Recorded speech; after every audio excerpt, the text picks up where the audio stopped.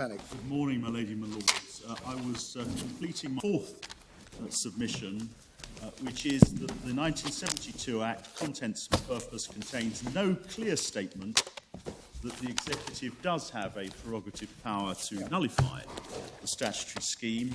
And indeed, if I need to go this far, I say, having regard to the statutory presumptions, that's the Henry VIII clauses, legality, implied repeal, the Act clearly indicates in my submission that the executive does have no such power.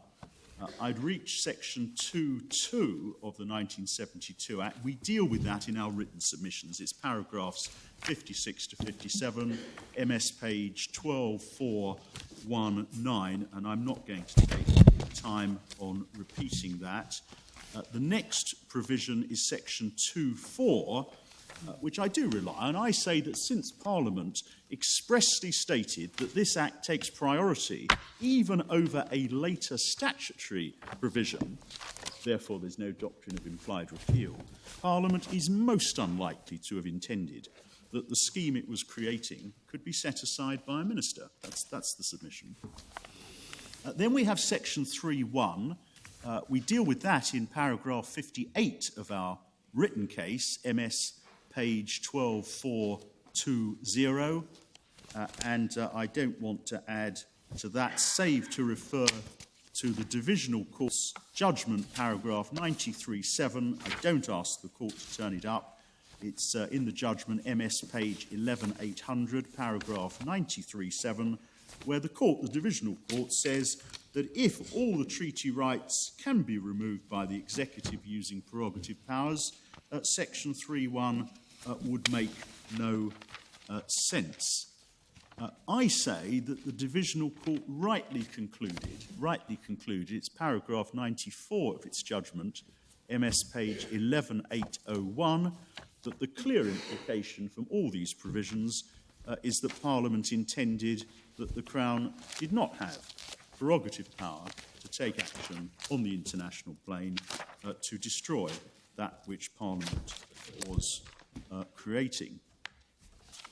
My lady, my lords, before I move on to my fifth point, can I briefly return to three matters which were raised yesterday afternoon, which I promised to deal with. The first is my Lord Reid's question about authority that Hansard can be relevant to identifying statutory purpose and not simply a pepper and heart type exercise. And I think we've put on the desks of your lordships and your ladyship a Privy Council case, which I don't ask your lordships to go through. It's called Gopal, and it's paragraphs 3 and 7, which I say support my contention. It's nothing to do with human rights. However, I should also draw to the attention of the Court the judgments of the Appellate Committee in the Spath-Holm case, which is volume 8, tab 75. Please don't turn it up, but it's volume 8, tab 75, MS 2991. It's 2001 two appeal cases. And I do accept there the majority of the Appellate Committee said Hansard could not be used to identify the purpose of an act. So I draw attention to that. What I would say, however, is that if in this case this Court is going to look, if it's going to look at what ministers said about the 2015 bill, it would be wrong, in my submission, to exclude what Mr. Liddington said in the House of Commons. It would be an artificial exercise to look at some of the statements, but not what was said on the floor of the House of Commons. That's my submission. That's the first point. I think there's further authority. I remember Lord Steyne dealing with this point, and there's certainly another case that... Yes, Lord Steyne's 2002, I think. It's the local government case, which it may have in mind. Saying that you could look at... Yes. So is there an inconsistency between that and Spath-Holm? On the face of it, there seems to be. If it matters, I would say the law has moved on, with great respect, since 2001.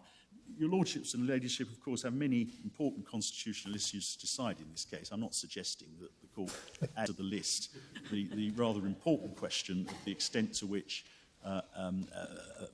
Hansard can be used in order to determine the scope or mischief of legislation. It may have considerable practical importance in more cases than the points we're being asked to decide. Yes.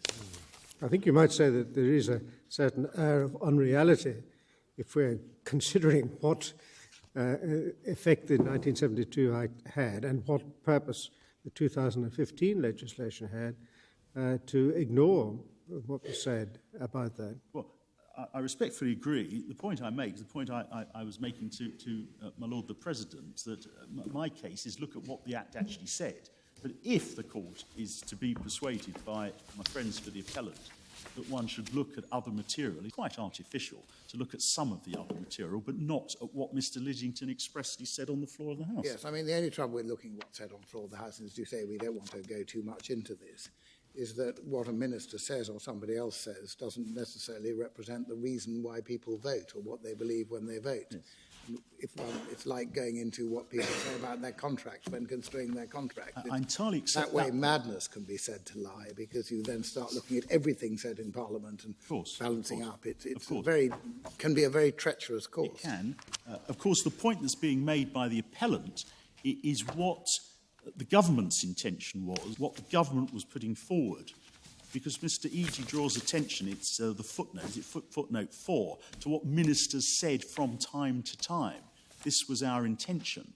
Well, it's what government said, but in the end, that highlights the problem. We are here concerned with two separate entities, the government and the legislature. I entirely accept that. And that's why I put the point, I hope very modestly, yes, it's not my submission, if the court is being told by the appellant, look at what the government's intention was, it's a bit more blurred than that. No, but my submission is what the court should focus on is what the Act actually said, which is not ambiguous in any way. It is a limited Act for a very specific, very important purpose. I don't in any way seek to denigrate the purpose. To hold a referendum is a very important matter. My submission is, however, it has nothing whatsoever to do with the issue before the court, which is who enjoys the power to notify. Is there a prerogative power once the referendum has taken place? And that's what I invite the court. But I suppose what ministers say might be relevant as creating some sort of legitimate expectation as to what they're going to do. But that tells you nothing about the machinery by which they're going to do it. Absolutely. This case has nothing to do with the legitimate expectation, and any such argument would be exceptionally difficult to sustain. So that's the first additional point. The second point is I promised to answer my Lord Mance's question about the debate in the 1970s. My Lord said, well, was I talking about this debate in the 1970s on whether Parliament could reverse the 1972 Act? What I had in mind was the Blackburn case. And if your Lordships look, I don't ask the court to turn it up, your Lordships and your Ladyship look at Core Authorities 2, tab 11, it's MS 302, Lord Denning, page 305H, adverts to what was then a contemporary debate. Could Parliament itself go back on what it had enacted? And all I was saying to the court is, it's not my understanding that is nowadays a point that causes concern, nor could it in the light of Section 18 of the 2011 Act if it was otherwise a point of concern. The third point I promised to, I need to come back to, is my lady, the Deputy President, asked about the Acts of Parliament which have amended Section 1(2) of the 1972 Act to add the new treaties. And the court will find what I hope is a helpful annex to our written case.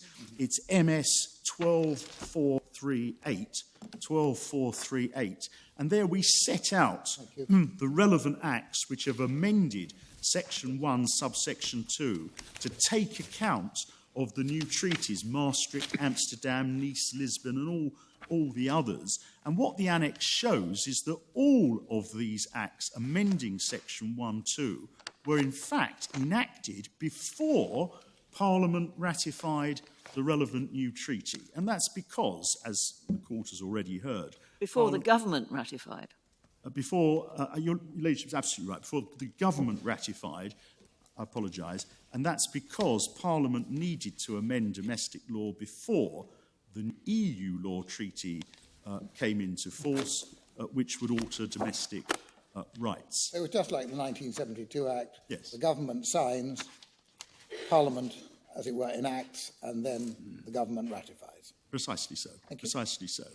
And if one looks at these acts, some of them need parliamentary approval because of the post-1972 legislation, 1978 Act and the others. Yes.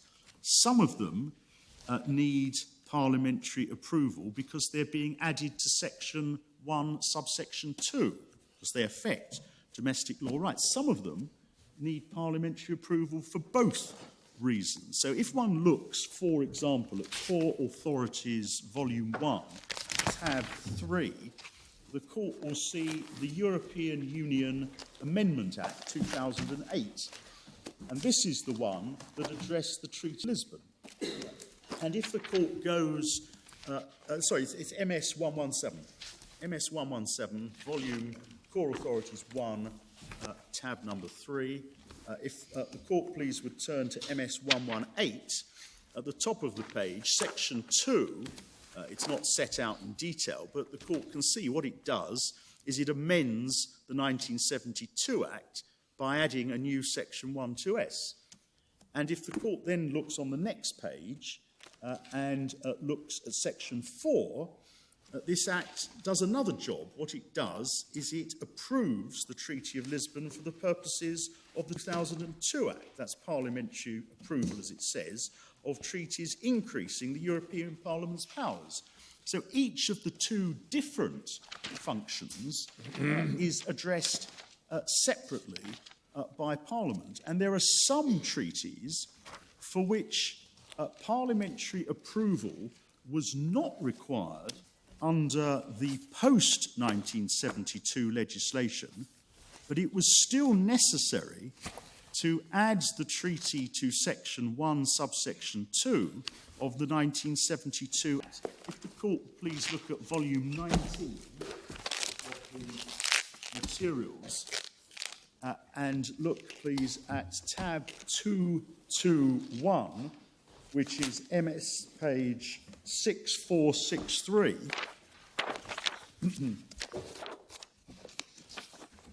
the Court will see that that treaty, which was the treaty for accession of Spain and Portugal, that was added to Section 1, subsection 2 of the 1972 Act, but there was no need for approval under the post-1972 legislation as it then existed.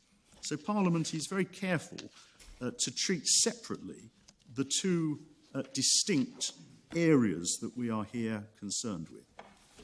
So that's the 1972 Act.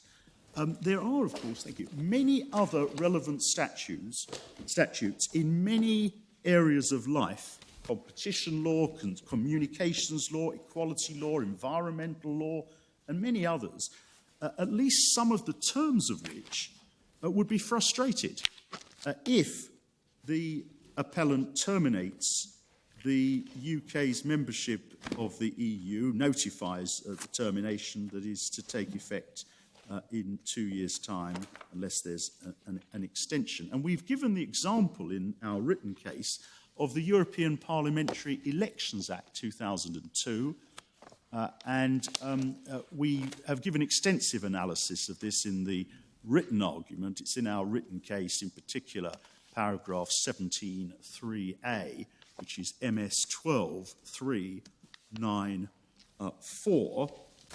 But it's only an example. It's no answer for the appellant to say, as he does, that, of course, these rights lapse when we leave the club. That's their answer. But that begs the question, and the question is whether the appellant can lawfully use prerogative powers in such a way as to nullify these statutory provisions. But there are many other examples. Can I give the Court one other example of our concern? It's volume 13 at tab 130, which is MS 4481. Volume 13, tab 130.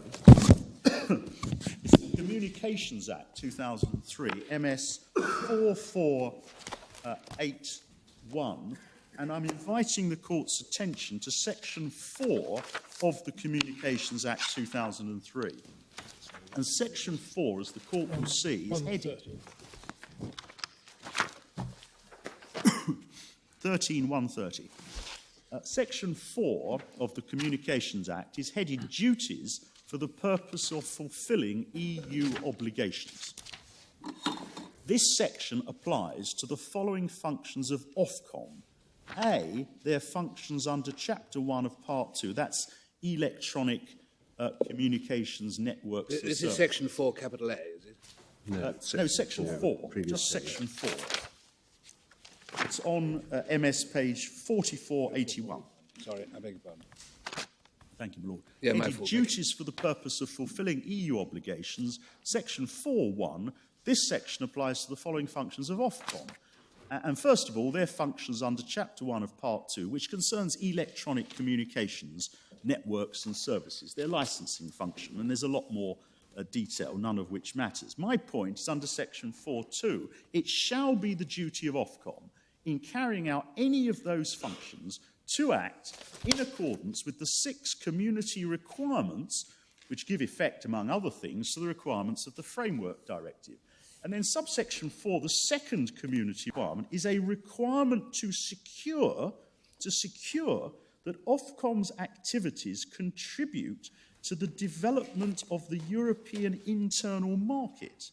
The third community requirement is a requirement to promote the interests of all persons who are citizens of the European Union within the meaning of Article 20. Well, my Lords, this simply doesn't make sense. It doesn't make any sense if the Secretary of State has a prerogative power to notify and to terminate all the UK's obligations under the EU treaties. All of that is simply frustrated or nullified. And I could make the same point, I'm not going to, but I could make the same point on dozens, perhaps hundreds of statutes covering vast areas of national life. Parliament has adopted sections in primary legislation that proceed on the basis that the United Kingdom is a member of the EU. And these provisions make no sense if we are not a member of the EU. And are you saying what would be needed to undo these? For example, the Communications Act. Supposing you're right and the service of the notice requires legislation. What kind of legislation? Are you addressing us on that or not? No, I'm not, because my submission is a very simple one. My submission is that the Secretary of State cannot proceed along the path of notification without Parliament addressing the problem that will inevitably arise. And I'm concerned only with the notification stage. I'm coming on to deal with the argument there's going to be a great repeal bill, so we don't need to worry about it. I'll deal with that. My submission to you, Lordships, is that the statute book has so many provisions, and this is an example, that proceed on the assumption that this country is a member of the EU, that the Secretary of State cannot, by prerogative powers, take the step of notifying, leading to us withdrawing, without Parliament itself addressing this issue. That's very clear. I understand that perfectly. Supposing you're right and Parliament does address the service of the notice, what is the effect of such an address by Act of Parliament on the Communications Act 2003? Or do you have the same problem with a legislative authorisation of the notice as you do with a prerogative notice? No, because I would accept if Parliament were to say next week that Section 1 of the Authorisation Act, the Secretary of State is authorised to notify, pursuant to Article 50 of the TEU, then it would be exceptionally difficult to run an argument that there is any legal impediment in him doing so. He would have express statutory authorisation, and Parliament, no doubt, would proceed on the basis, because it would be told to this effect in the parliamentary debates, all of these problems, Communications Act problems and others, will be addressed before we actually leave the EU. This is not an ambulatory statute. No. So technically the position is that if we were to, if notice is served and we subsequently leave the EU, this would remain in force, absurd as it is. Yes. No doubt that explains why in practice it would be changed. But Yes. there's no... The problem to which statutes like this give rise is a completely different problem to the one arising from the 1972 Act, isn't it? This is simply something which will look very strange but will continue to have effect until Parliament gets round to repealing it. Yeah. I suppose it might be impliedly appealed or frustrated if there was a statute authorising an Article 50 exit. Frustration is the point. I entirely accept the point that my Lord Sumption puts to me, that it would look a bit strange. My point is that when the court is asking itself whether the Secretary of State really has a prerogative power to notify, it is an important dimension of the argument that which he seeks to do will frustrate, will render insensible a large number of statutory provisions. That's the submission. And that's not just my view.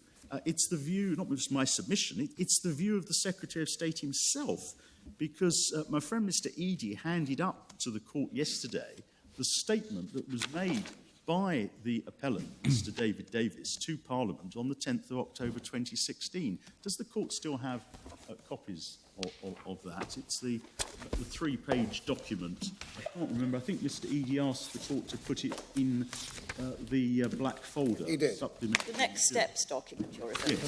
Yes. Yes. Next steps in leaving the European Union. And if the court has that, Yes. I'm grateful. On the second page, Yes. it's the third paragraph of In all. Mr. Davis's comment. He says, in all, there is more than 40 years of European Union law and UK law to consider, and some of it simply will not work on exit. But we respectfully agree. And we therefore submit that it is impossible to understand as a matter of law how the Secretary of State can claim a prerogative power to notify. He must, in my submission, obtain a parliamentary authorisation to take steps which will lead large elements of the statute book to be rendered insensible. That's the But submission. I understand your argument, Lord Panic.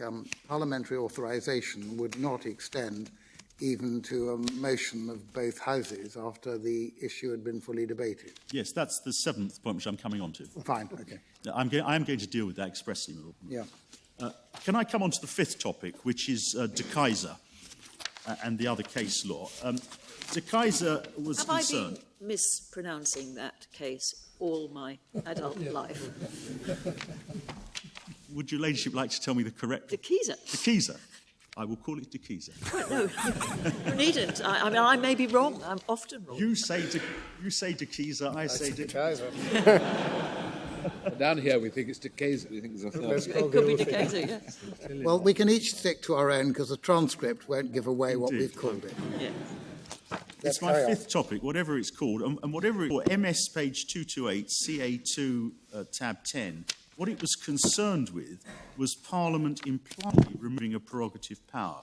My submission is that that's not the only type of case where the courts will impose limits on the exercise of prerogative power. Here, we submit there simply is no prerogative power to act under a treaty so as to defeat, nullify, frustrate statutory rights. That's one additional principle. Another principle is where the exercise of prerogative powers would frustrate the provision made by Parliament. That's ex parte fire brigades union, Core Authorities 2, tab 15, MS page 444. And my Lord Mance made the point in argument, I think it was yesterday, that in ex parte fire brigades union, the majority recognised that it was not a De Keyser type case. See Lord Brown Wilkinson, I don't ask the court to go back to it, see Lord Brown Wilkinson, page 553 F to G, see Lord Lloyd at 573 C to D, and Lord Nichols, 578 F, his analysis also does not proceed on a De Keyser basis. So De Keyser, in my submission, is not, cannot be, an exclusive code as to the limits of prerogative powers. I also need to address Rees-Mogg, ex parte Rees-Mogg. Here I would ask the court to turn it up. It's in Core Authorities Volume 2 at tab number 14, and it's MS 424.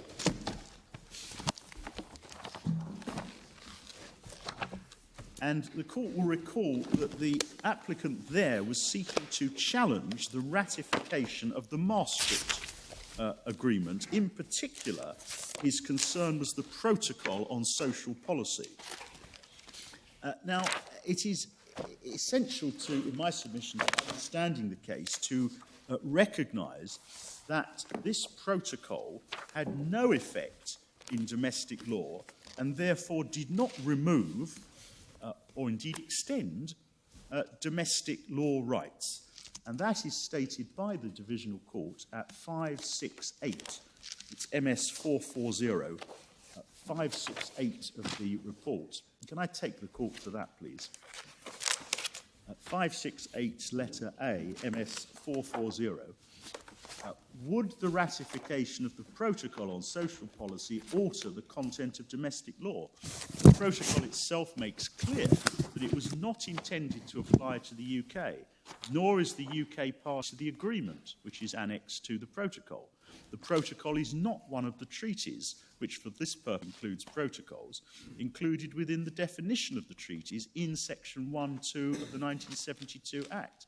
It is specifically excluded by the 1993 Act. It follows that the protocol is not one of the treaties covered under Section 2.1 of the 1972 Act, by which alone community treaties have force in domestic law.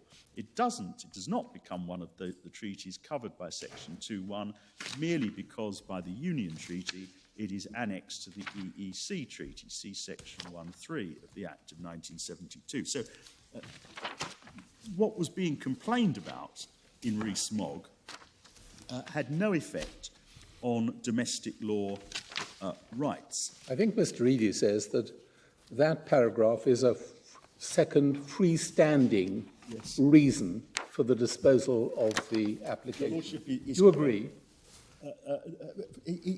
The case has to be understood in its context. I'm not avoiding giving an answer to Your Lordship's question, but can I come back to that after I've just shown Your Lordship one other matter?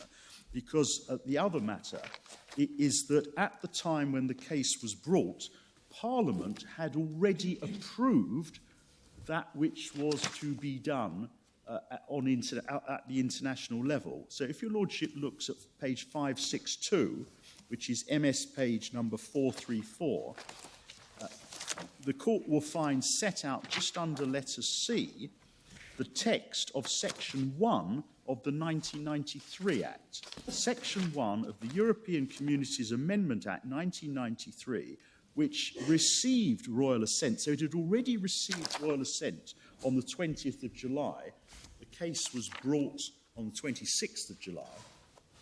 Provides, in Section 1.2 of the 1972 Act, in the definition of the treaties and the community treaties, after paragraph F, there shall be inserted the words, and K, Titles 2, 3 and 4 of the Treaty on European Union, signed at Maastricht on the 7th of February 1992, together with the other provisions of the treaty so far as they relate to those titles, and the protocols adopted at Maastricht on that date and annexed to the treaty establishing the European Community, with the exception of the protocol on social policy. So, there are 2 points by way of background, essential background, to understanding what it was the Divisional Court was deciding in the paragraph to which, on which Mr. Eadie relies. The first is that there was no effect on domestic law rights and duties by reason of the protocol on social policy. But secondly,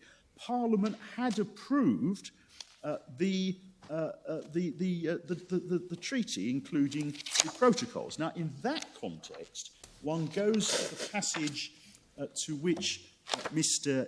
Eadie invites attention, and what the Divisional Court are rejecting at 567 G to H is an argument, an ambitious argument, as the Divisional Court concluded. They're being ambitious counsel. Very ambitious counsel in 1993.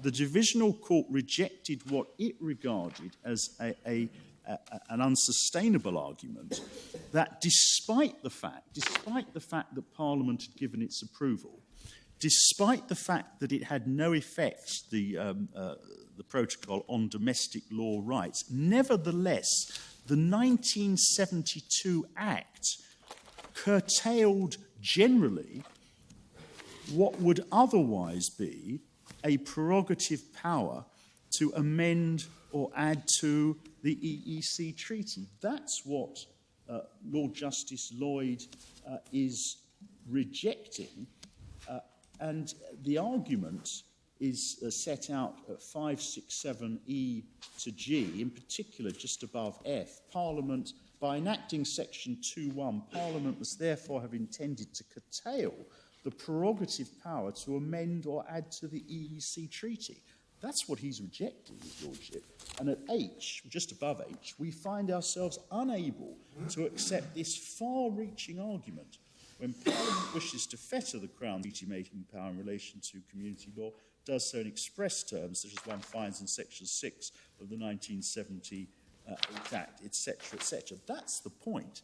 And my point is that this has nothing whatsoever to do with the issue before this court on this occasion, which is whether or not the Secretary of State has a prerogative power to act on the international plane in a way which will frustrate, nullify domestic law rights and duties and a statutory scheme. That's not what was there being considered. That's my answer. And that's why, although I accept, in answer to my Lord Wilson's question, although I accept that 567G to H is a separate answer given by the Divisional Court to the answer given at 568B, it is only by understanding what is said at 568A to B and what is said at 562C to E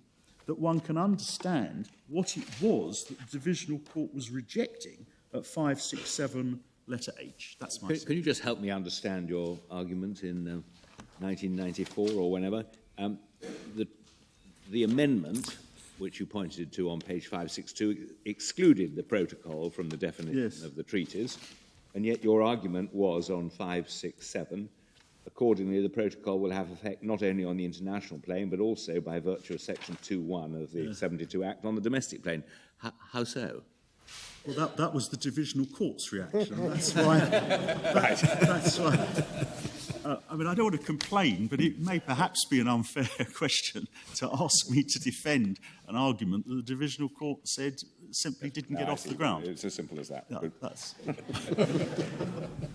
I plead guilty. Not least because you now support the Divisional Court on this particular point. Well, indeed. I'm not inviting, of course I'm not inviting this court to say that anything said by the Divisional Court in the context of what it was deciding was wrong. So that's Rees-Mogg, and that's my fifth topic. My sixth topic is the post-1972 legislation and the limitations placed on the use of prerogative powers. And the court has heard that Mr. Eadie relies on the statutory provisions post-1972, and they've imposed various limits on the power of the Crown to act on the international plane. Mr. Eadie first referred to Part 2 of the 2010 Act, the CRAG. And your Lordship's Ladyship have that at Core Authorities 1, tab 5, MS page 131. And my Lord Mance, I think it was, asked about the green papers and the white paper that preceded the 2010 CRAG legislation. And I do invite the court, please, to look at the green paper. The green paper can be found in volume 15 at tab 166.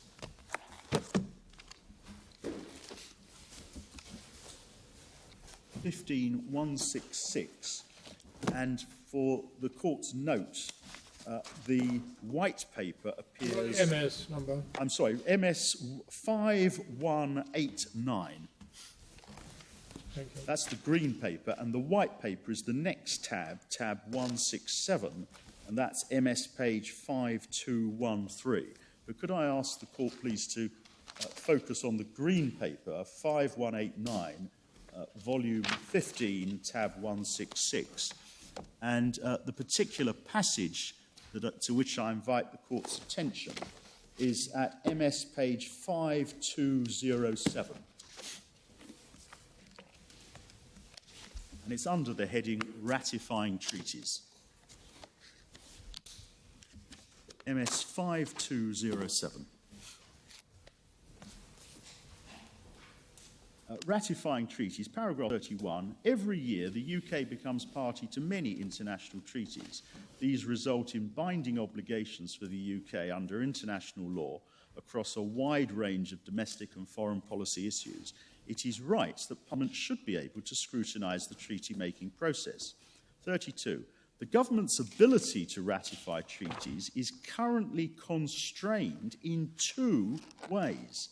Treaties that require changes to UK law need the enactment of prior legislation, which of course, requires the full assent of Parliament. And they give examples.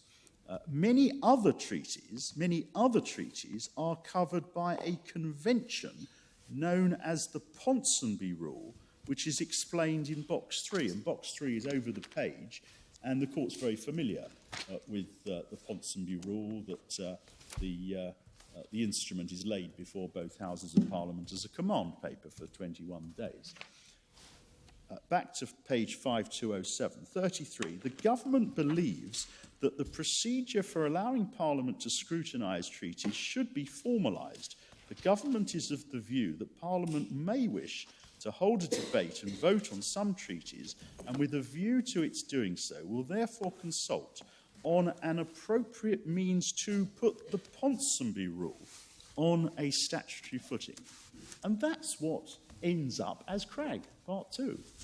It is a statutory enactment of what was the Ponsonby Rule, obviously with variations, but that's the purpose and effect of CRAG Part 2.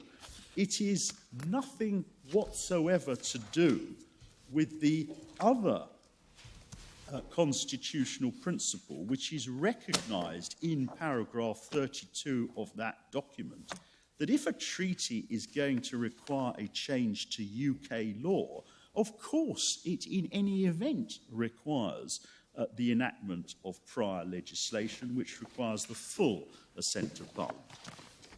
And in my submission, therefore, CRAG Part 2 is nothing to the point. It doesn't assist in answering the question in this case, which is a question concerned with whether there can be a prerogative power in order to amend the in order to frustrate legislation which has been enacted. So that's the 1972 Act. That's the 2010 Act. Mr. Eady also refers to the other post-1972 statutes. And the court has been taken through them, the statutes that specifically relate to the EU, from the first one in 1978, which addressed increases in the powers of the then European Assembly, through to the 2011 Act, which is the culmination of this process, requiring not merely an act of Parliament, but in any context, a referendum on changes. Now, my lords, my lady, leaving aside the post-72 statutes, if we get to this point in the argument, then I have submitted that there was and is no prerogative power to take action on the international plane to nullify the statutory scheme created by the 1972 Act, particularly in relation to a statutory scheme which introduced a new source of domestic law. And I have submitted that the 1972 Act, having regard to relevant principles of interpretation, that's the Public Law Project case on Henry VIII clauses, legality, no implied repeal, that the Act is simply inconsistent with any prerogative power to set it aside. Now, if either of those submissions is correct, I say it would require the clearest of statements by Parliament in any later legislation that it was intending, Parliament was intending, to create a prerogative power which did not otherwise exist. And I say that nothing in the later legislation comes close to establishing a clear parliamentary statement that a prerogative power that did not otherwise exist now exists. What Mr. Eady relies on is it wouldn't be a prerogative power, would it, if it was created by statute? It would be a statutory power. It would be a statutory power. But of course, Mr. Eady doesn't put his case like that. He doesn't suggest that there is any statutory power to notify. He's not saying, he's very clear about this, he's not saying, look at the 2011 Act or any of the other post-1972 statutes. They confer a statutory power. His case is and has to be that the later legislation is, as he puts it, confirmatory of a prerogative power that previously existed. Could it not be a revival of a prerogative power? I mean, you've assumed that the 1972 Act, properly construed, has the effect of abolishing the prerogative power, eliminating it. But that may require close study of what was actually being decided in the De Keyser and the Fireman's Brigade cases. On one view, perhaps they might simply be suppressing the prerogative power, and therefore it might be capable of being revived. Or they might simply be saying that it was inappropriate to exercise it. Yeah. Do we have to look a little more closely at what they were in fact saying?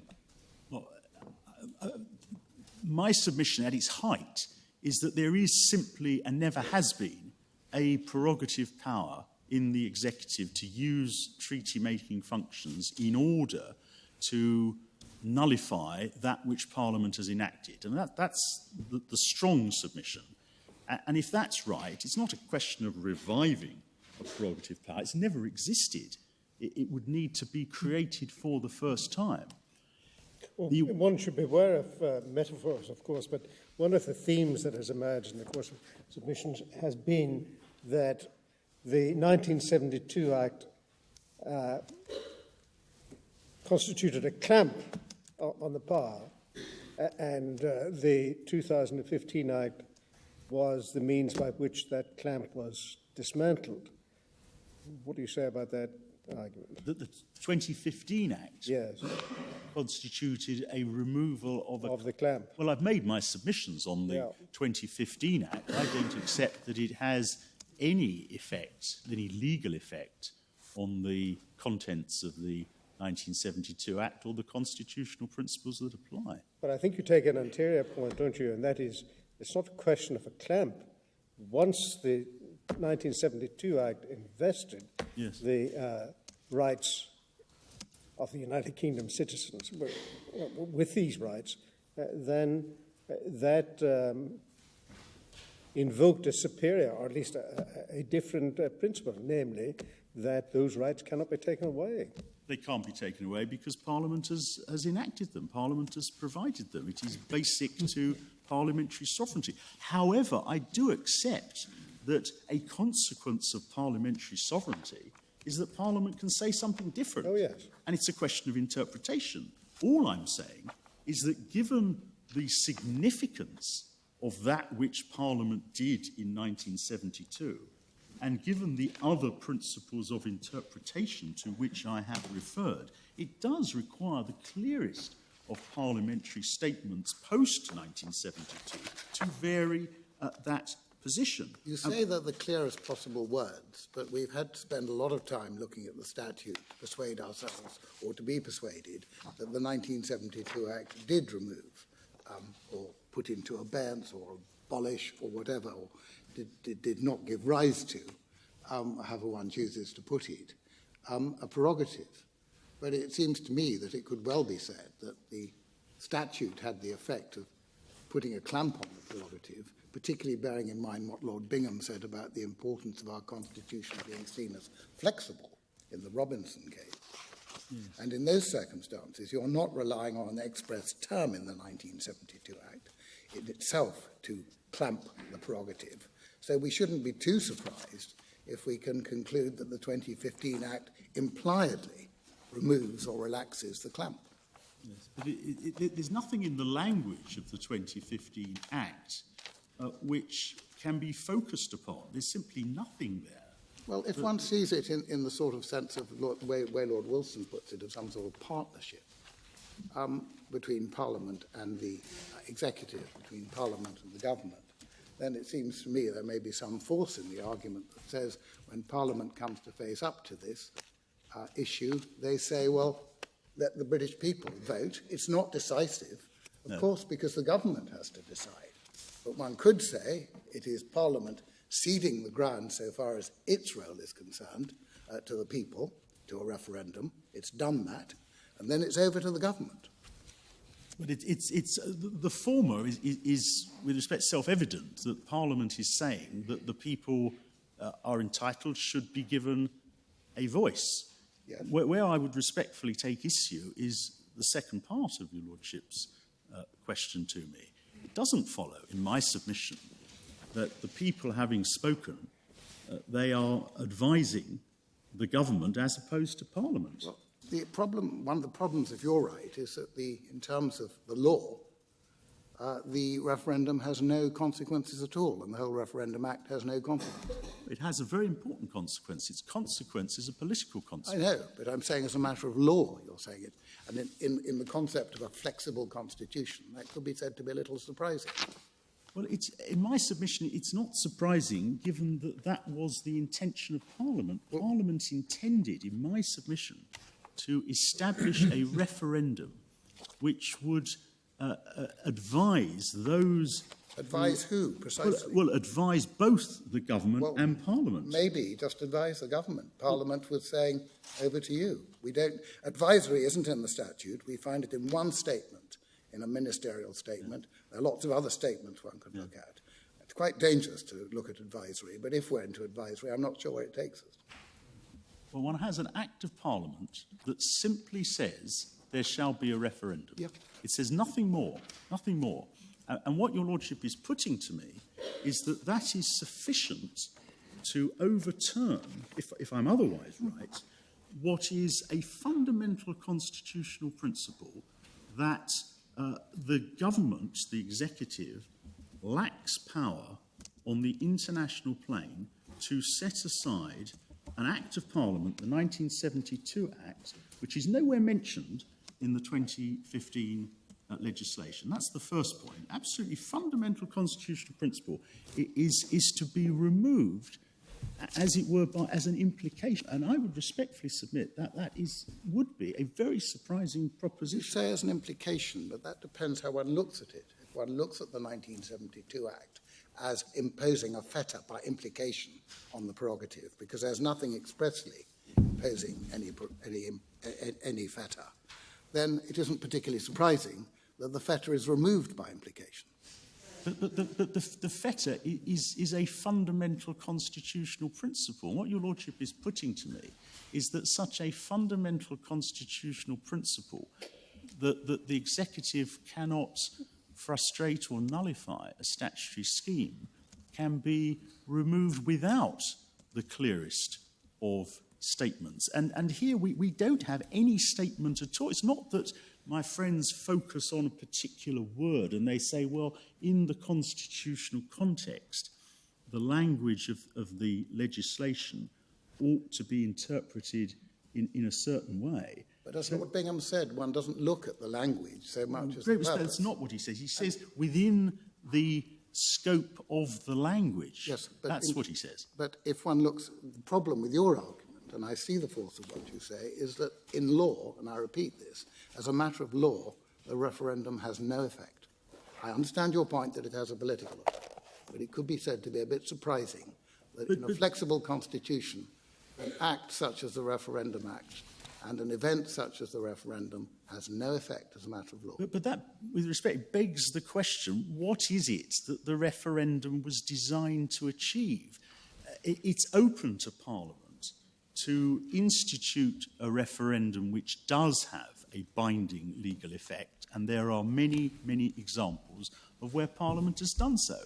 Parliament has deliberately chosen a model which does not involve any binding legal effect. And it's a perfectly coherent statutory scheme for Parliament to say that it's very important that the people be given a voice. This is a highly contentious political issue, and before any steps are taken as to the future of the UK's membership of the EU, the voice of the people should be heard.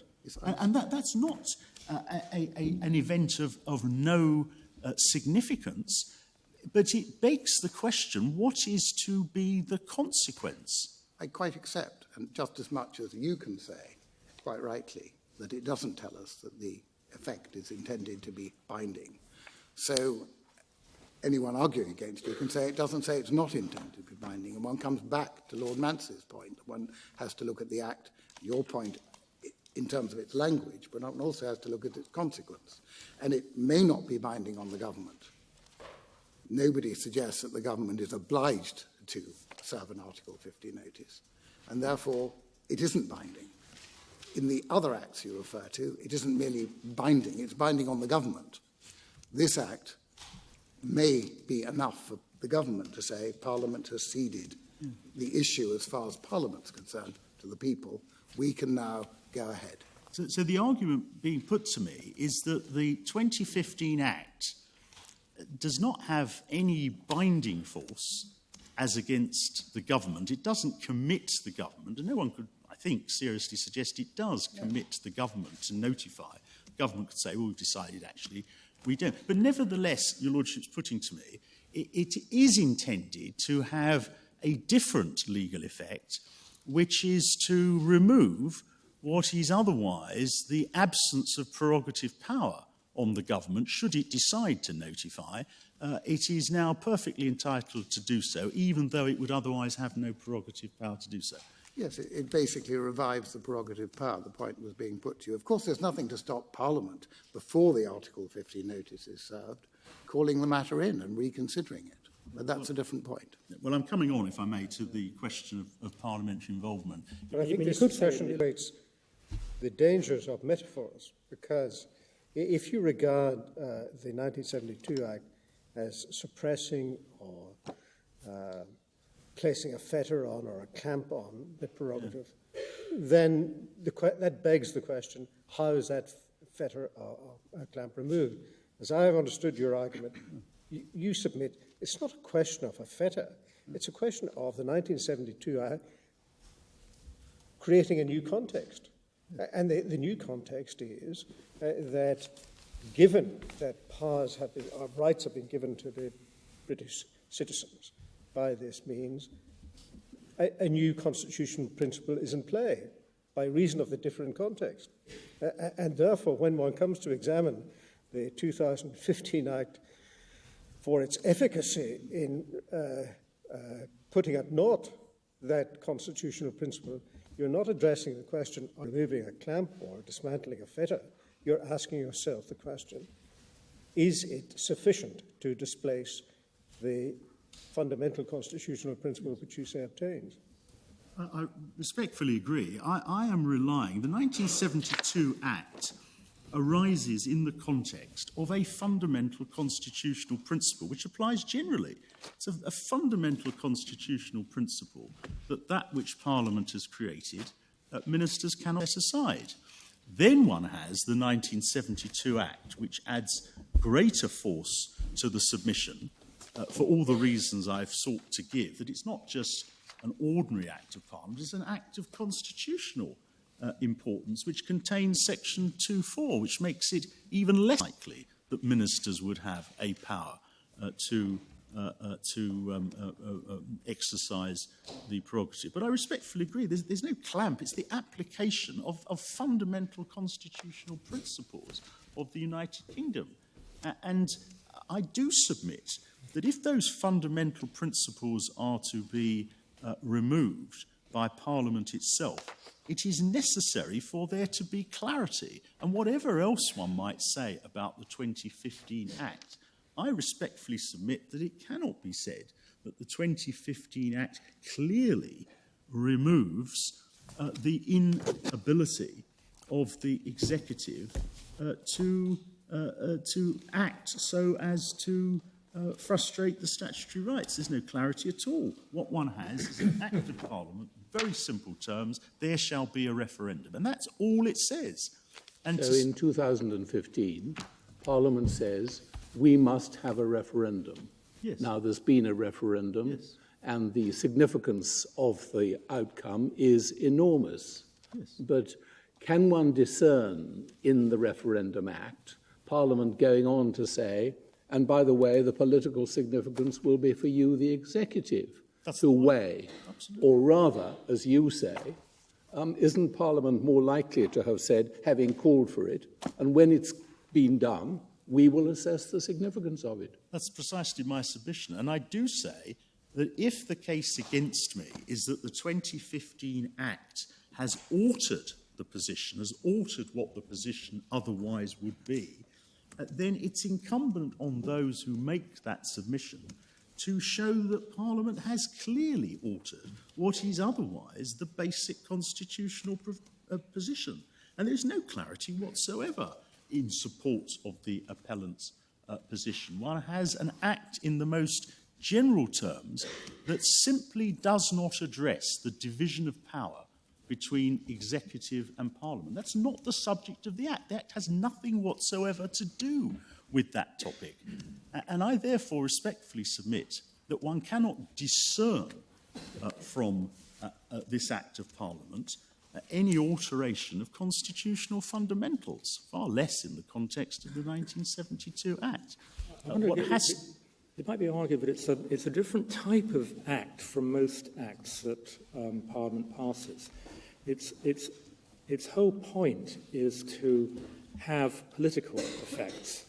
It's not altering anybody's rights, for example. It's not the sort of legislation that Parliament passes day in, day out.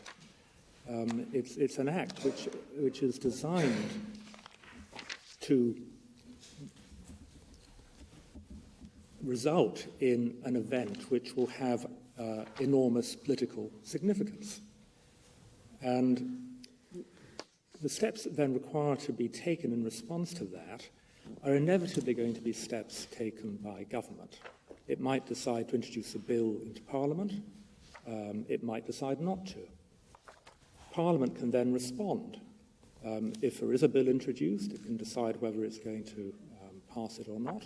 If there's no bill introduced, Parliament has the means of making the government accountable to it for that failure. So, looking at it that way, it is an essentially political measure designed to have consequences at the political level, between the political actors. If you look at it in that way, really, why is the court, what role does the court have to play? There isn't a legal issue that arises here, other than our ensuring that the political actors are operating their roles in a lawful manner. Well, my answer to your lordship is that there is a role for the court to play. The role for the court is to identify whether or not the Secretary of State enjoys a power to act on the international plane using his treaty-making and departing from prerogative in such a way as it will nullify statutory rights. And for all the points that your lordship makes, the essence remains. And what remains is that before the 2015 Act, there is a body of statutory rights and statutory principles, 1972 Act, and after the 2015 Act, all of those provisions remain. They are simply untouched by the 2015 Act. Also untouched by the 2015 Act is the legal division of responsibility between the executive and Parliament. The Act says nothing about that, and nobody has produced any material whatsoever to suggest that the 2015 Act was intended to touch upon that issue. There's no material before the court in which ministers have said the division of responsibility between ministers and Parliament is going to be affected by all of this. None whatsoever. And therefore I don't accept that the political significance of the 2015 Act, which I do not dispute, in any way touches upon the issue before the court or touches upon a constitutional question. It was open to Parliament, if it wished to do so, to say whatever it liked on this topic, and it said absolutely nothing. And for the court to infer matters that are simply not addressed in the Act when they touch upon constitutional fundamentals, in my submission, would be fundamentally wrong. It would be wrong for the court to infer on a matter of this importance and sensitivity, that is the relationship between Parliament and the executive, a radical change of position by reason of an Act which says nothing on the subject. The way I've put it to you, obviously the court's role is to interpret the 2015 Act. But if it interprets it the way that I've put to you for your comments, the result is to allow for a flexible response by government, depending on the outcome of the referendum, obviously, which is subject to parliamentary control in the normal way. If we construe it in the way that you're arguing, inviting us to, the consequence is that the court then, as I understand it, has to effectively compel a government minister to introduce a bill into Parliament, which is constitutionally a novelty, to say the least. And if, for example, Parliament were to pass a resolution in both houses approving of notification under Article 50, the court would say to Parliament, that's not good enough. Well, I'm coming on to that. We the court, are telling you that won't do, which again is Can I come on to that point? unusual. That's the next point. Let me just deal, if I may, try to deal with the point your Lordship has made. The court is not being asked, in my submission, to interpret the 2015 Act. There is no language in the 2015 Act which comes close to supporting the contention that's being made by the appellant. There's nothing. The appellant doesn't focus on any language in the 2015 Act, and it is in my submission, with great respect, it's a constitutional solecism to say that the court can somehow divine an intention from the 2015 Act without focusing on the language that the legislation uses. There are many statements to that effect, that it's simply not the court's role, even in a constitutional context. It's Lord Hoffman's famous statement approving the judgment of Associate Justice Kentridge in the Zuma case. I can't remember the case where Lord Hoffman said it, but I'll track it down. The court has to look at the language of the governing instrument. And this is the 2015 Act. There is nothing in it that the appellant has drawn attention to which begins to support a contention that it touches upon the issues with which the court is concerned. Indeed, I repeat, it is not the appellant's argument that power to notify is to be derived from the 2015 Act. That's not their case. And it's somehow by means of legal osmosis that the argument is being constructed. But there simply isn't anything there. There's nothing there upon which, I say, this argument can be framed. And in my submission, it is not surprising that Parliament has not expressly addressed the question of whether ministers can use prerogative power in order to nullify a statutory provision. The principle is so basic that one would not expect Parliament expressly to address the question. So I say the 2015 Act is an act of political significance. It is entirely neutral on the issue before the court as to whether or not the minister has power to notify. On the question whether all acts must have legal significance, you might, I'm not sure what your stance is in relation to Lord Keane's submission that relating to the Sewell Convention, but the Sewell Convention as enacted in section 28.8 of the Scotland Act might be said to be an example of a piece of legislation which doesn't have any legal significance. It simply enacts the convention and on one view, I appreciate it's an issue in this case, and the people are saying it does have legal significance. No, well, I can see the force of that submission. I'm entirely neutral, of course, and the court will decide. But it's not unknown for Parliament to pass legislation that has an exhortatory intention. It doesn't necessarily have a concrete legal consequence. And I repeat, it's not difficult to understand why Parliament was enacting the 2015 Act. The court is not ignorant, of course, of the political realities. Political realities is a highly controversial political issue. It is considered appropriate, and understandably so, that there should be a vote so that all those political actors understand what are the views of the electorate. But that tells you, in my submission, absolutely nothing as to what is to follow as a consequence of the vote. But the Act did have an effect. The Act had an effect. Yes. It provided for the referendum. The franchise in the referendum, which is different from the parliamentary franchise, made it lawful to hold the referendum, to do everything. The Act undoubtedly had a legal effect. The question is whether the result has a legal effect. Well, I respectfully do. I'm sorry, my Lord Assumption wanted to ask me. I was going to ask you exactly the same question. Yes. I'm sorry, I didn't make it a question. No. I should have done it. Could I? I'm great. I apologise. I'm labouring the point, but that is the point. The Parliament has spoken. What Parliament required has occurred.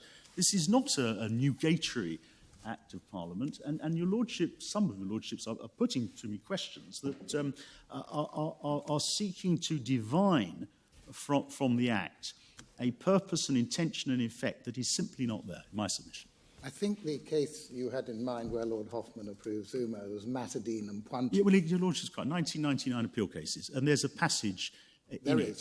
Your Lordship's familiar with it. And I found my submission, I can't pretend to be familiar with it. But and Lord Hoffman says, quoting Associate Justice Kentridge, that even in a constitutional context, it is absolutely vital what the court does is it looks at the language of the relevant instrument, here the 2015 Act. What the court cannot do, because otherwise I think the term used is divination, what the court cannot do is somehow to infer from the general context a purpose, an intention, and an effect that has no support whatsoever in the language. That is creation. That would be, my submission, objectionable to judicial lawmaking. If the language used by the lawyers is ignored in favour of a general resort to quote values, unquote, precisely the result is not interpretation but precisely divination. So. And what Lord Bingham said in Robinson is entirely consistent with that, because the statement by Lord Bingham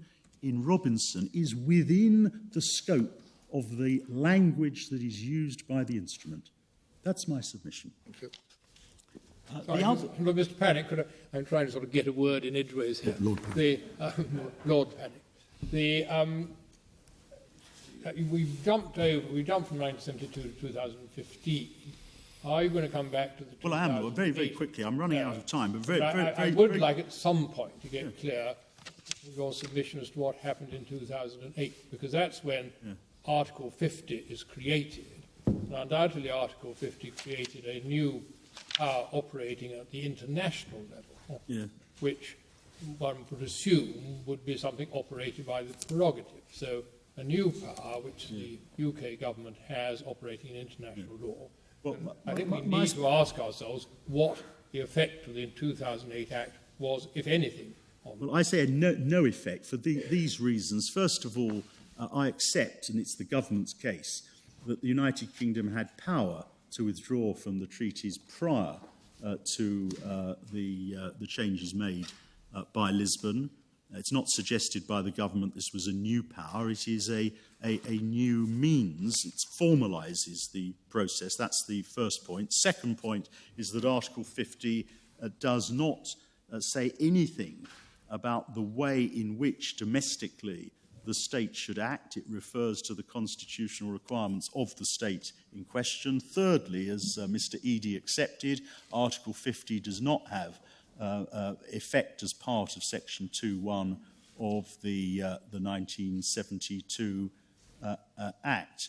And therefore, I submit that it is simply not possible to suggest that what happened in 2008 affects the question of the division of responsibility between the government and Parliament. But except that Parliament in the 2008 Act constrains various exercises of the prerogative, specifically set out in that Act, doesn't do it to Article 50, and then in the 2011 Act we get this acknowledgement that Article 50 is within the scope of it.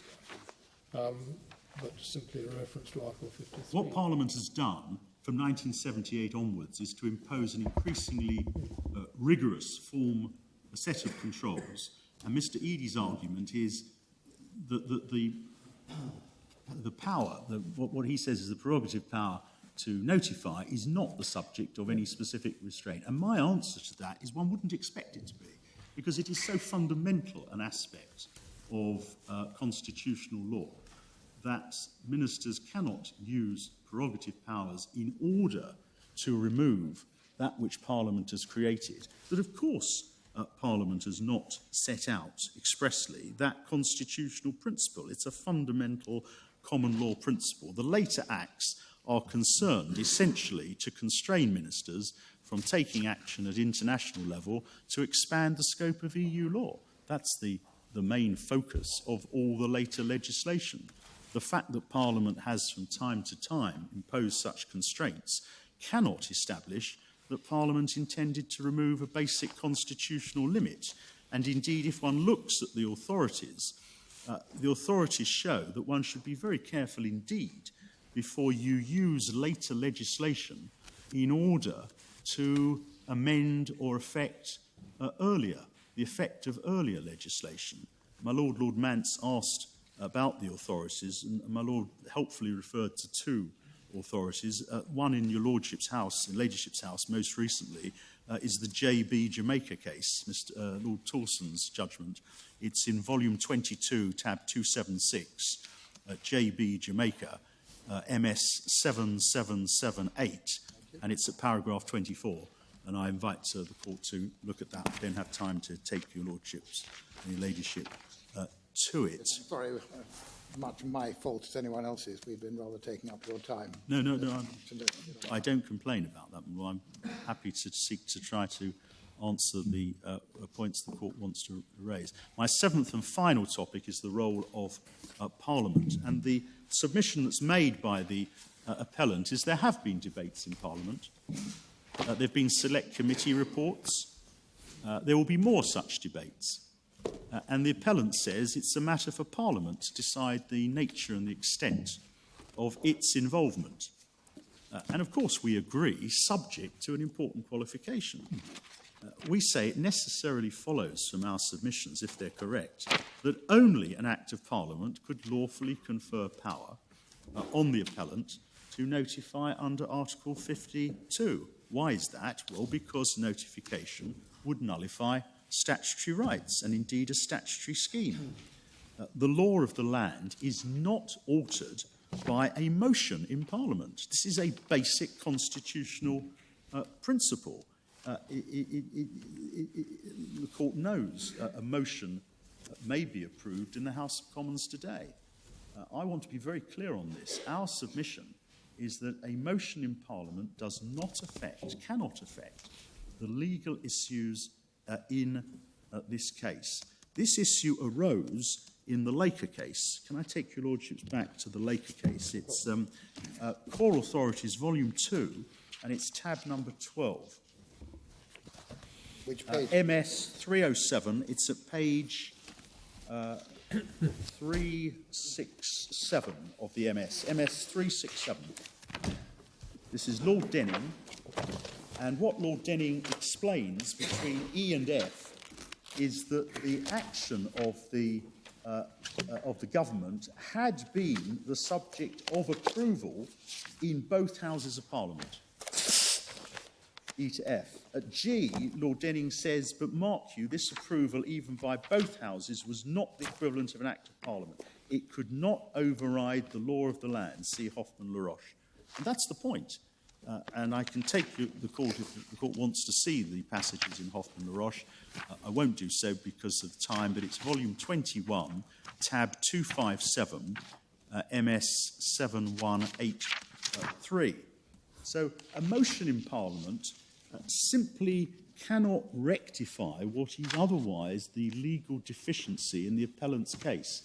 If, as we submit, the appellant cannot act on the international plane by the exercise of the prerogative because it will nullify statutory rights, then an Act of Parliament is necessary to change the law of the land.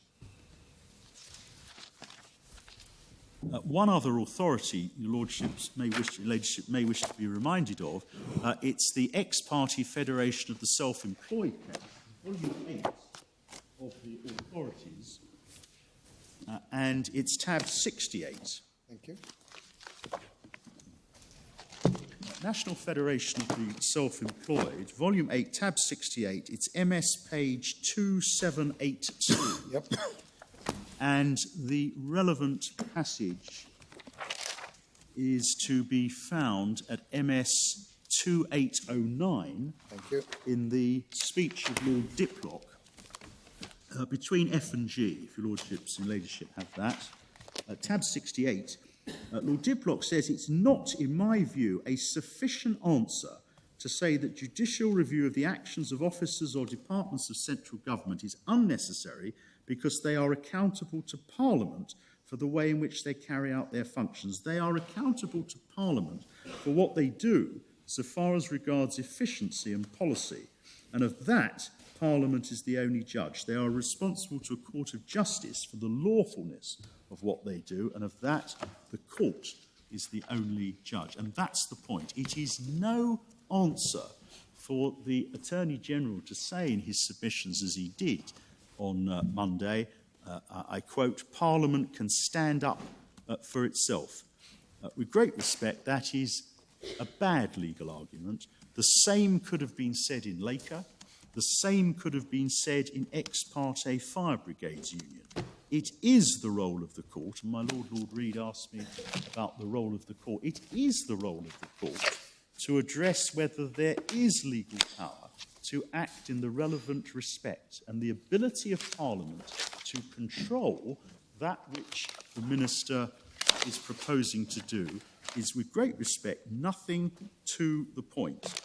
This is as fundamental as any other principle in this case, and I invite the Court not to accept any suggestion that the legal limits, I emphasise legal limits, on ministers' powers are to be left to or influenced by political control or parliamentary control short of an Act of Parliament. The appellant then says, well, the procedures under the 2010 Act, the Cragg Act, are very likely to apply to a withdrawal agreement. That is not good enough. There may not be a withdrawal agreement, and the UK would still leave the EU under Article 53, 50(3). We don't know. If Parliament were to refuse to give approval to a withdrawal agreement, Article 50, subparagraph 3 would still apply. We'd still leave. Parliament's approval is not a necessary condition for us to leave. And for the same reasons, the so-called Great Repeal Bill does not assist the appellant. There is no such bill at present. The Court cannot proceed, in my submission, on any assumption as to what Parliament would or might do with a Great Repeal Bill.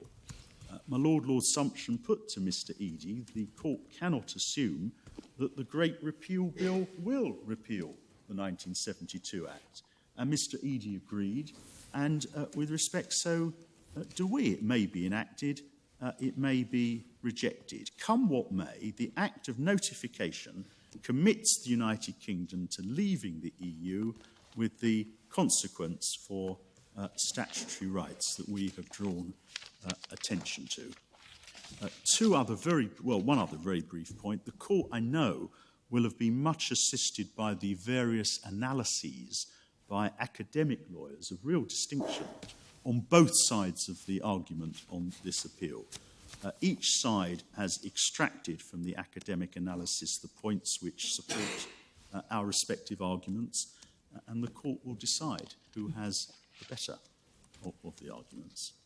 My Lords, my Lady, the submission for Mrs Miller is that the volume of materials before the Court, indeed the volume of lawyers before the Court, and the eloquence of my friends, the Attorney General and Mr Eadie and the Advocate General for Scotland, should not be allowed to obscure the basic principles of constitutional law, which I say the appellant's argument would violate. Those are the submissions I want to make, unless there are other matters on which I could seek to assist the Court. Thank you, Lord Canning. Thank you. Mr Chambers. Lady, my Lord, here on behalf of the second respondent, and I gratefully adopt the submissions of my learned friend Lord Panic. We invite the Court to approach this appeal from first principles based on the fundamental legal doctrine of parliamentary sovereignty. Applying that doctrine, the answer to the issue posed in this appeal is straightforward and the result is clear. It's a three-stage argument, which I shall summarise first and then develop. Stage one is the doctrine of parliamentary sovereignty itself.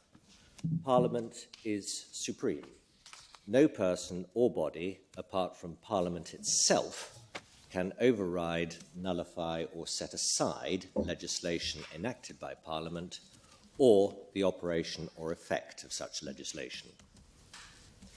Stage two is the concession by the appellant that by triggering Article 50, EU law rights will undoubtedly and inevitably be lost. Those EU law rights are enshrined in primary legislation most notably the 1972 Act and the 2002 European Parliamentary Elections Act. The clear legal effect of those concessions, of that concession, is that by triggering Article 50, those statutes will be nullified and overridden. Stage 3 is the absence of any parliamentary authorization for the executive to override or nullify that primary legislation. In the absence of such parliamentary authorization, by triggering Article 50, the government will be acting contrary to the doctrine of parliamentary sovereignty, and so the government will be acting unlawfully. It follows from these three simple propositions in our submission that the appellant's appeal must be dismissed. At heart, it really is as straightforward as that. So starting with stage 1, which is the doctrine of parliamentary sovereignty, we have set out in our printed case the relevant principles. I'm not going to go through them now, but I do want to highlight some of the core jurisprudential principles behind the doctrine, because they make it clear that the aspect of the doctrine which we rely on is absolute and it admits of no exceptions whatever. The doctrine itself was forged in the fires of the battlefields of the 17th century England, and it arose on the basis of the clash between Crown and Parliament for supremacy. At the culmination of the glorious revolution of 1688, the Bill of Rights was enacted. Now, the doctrine itself long predated the Bill of Rights, but it's in the Bill of Rights that the doctrine finds its legislative expression. And if I could take the court, first of all, to the Bill of Rights, which is in Core Authorities 1 at tab 106, electronic 4150 at 4152.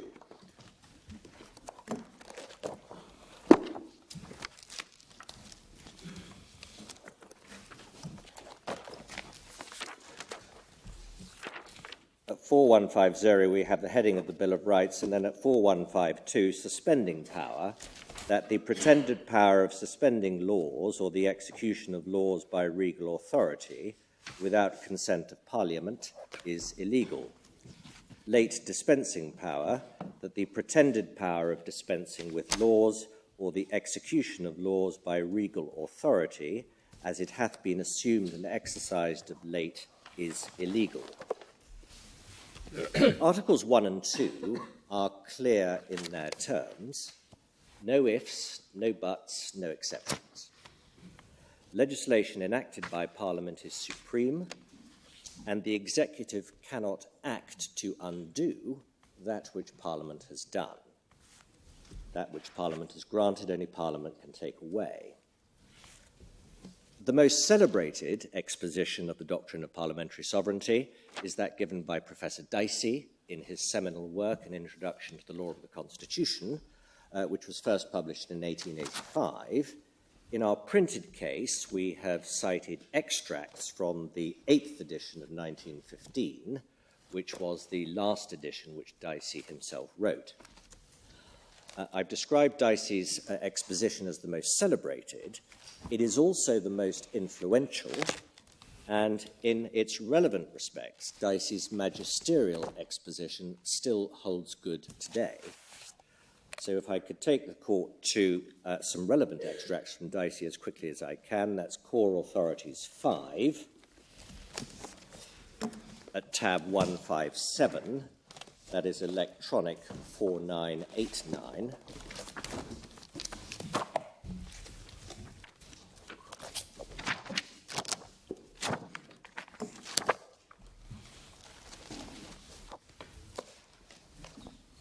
And at 4990, the sovereignty of Parliament is, from a legal point of view, the dominant characteristic of our political institutions. And if you go down to under heading A, nature of parliamentary sovereignty, Parliament means in the mouth of a lawyer, though the word has often a different sense in ordinary conversation, the King, the House of Lords, and the House of Commons. These three bodies acting together may be aptly described as the King in Parliament and constitute Parliament. The principle of parliamentary sovereignty means that neither more nor less than this, namely that Parliament, thus defined, has, under the English Constitution, the right to make or unmake any law whatever, and further, that no person or body is recognised by the law of England as having a right to override or set aside the legislation of Parliament. Then, if you would go down about 10 lines into the next paragraph, there is a section which reads, halfway down the page, there is no person or body of persons who can, under the English Constitution, make rules which override or derogate from an Act of Parliament, or which, to express the same thing in other words, will be enforced by the courts in contravention of an Act of Parliament. If you would then please move to the next tab, which is That's the issue, isn't it? Whether what is proposed here is in contravention of the 1972 Act. My Lord, precisely. That is the issue. That is going to be my stage 2, which is looking at the rights to see whether or not there is a contravention. But your Lordship is absolutely correct.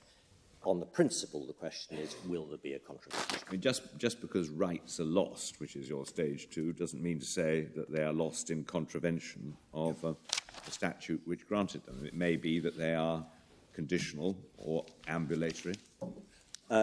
My Lord, it could be if they are conditional, but the point is this: if they are granted by Parliament, a right is a right. If it is a statutory right, that is something granted by Parliament. The effect will be to override or nullify that primary legislation, because the rights which are afforded by that legislation will have been taken away. It depends, doesn't it? I mean, if the legislation said so long as the executive agrees, for example, there'd be no problem. My Lord, that's absolutely correct. That's my stage 3, which is there any parliamentary authorisation? So, for example, there would be parliamentary authorisation if the statute, there was a Henry VIII clause or whatever it may be, made specific provision, for example, for rights to be taken away. So it is a 3-stage argument. I'm on stage 1, which is just setting out the principle before I get to my stage 2 and stage 3. And at stage 3, I will also be making submissions on the 2015 Act. Yes, it could be conditional upon something other than a specific decision to take them away. They could be conditional upon, well, any event, but in particular, they could be conditional on membership of the EU. My Lord, the EU existing. Yes, I mean, that is an example. The one I was going to draw your Lordship's attention to was the argument under the European Parliamentary Elections Act, where what is said, well, what if there is no EU Parliament? In our submission, that does not matter. What matters is if there is a right to vote or to stand for elections to the European Parliament, which has been granted under the 2002 Act, that is a domestic statutory right, which, even if it can't be exercised, has still been granted by Parliament, and it's Parliament's choice whether or not that right should be taken away. And the rule that the prerogative can't take away rights is not limited to statutory rights, is it? My Lord, it's not limited to statutory rights. We would say it applies to all rights, including common law rights. I was going to move quickly to tab 331, which is the next tab, and it's electronic 9343. Sorry, what's that number again, please? Electronic 9343. We're still in dicey, but it's spread over 2 tabs, I'm afraid. The relevant extract is 9343. Third, there's at the very bottom of the page, thirdly, there does not exist in any part of the British Empire any person or body of persons, executive, legislative, or judicial, which can pronounce void any enactment passed by the British Parliament, on the ground of such enactment being opposed to the Constitution on any ground whatever, except, of course, it being repealed by Parliament. Then if we go back to the previous tab, which is 157, I'm sorry to jump around, but it's just that it's spread over two tabs. If we then go, please, to page 5005 in the electronic numbering.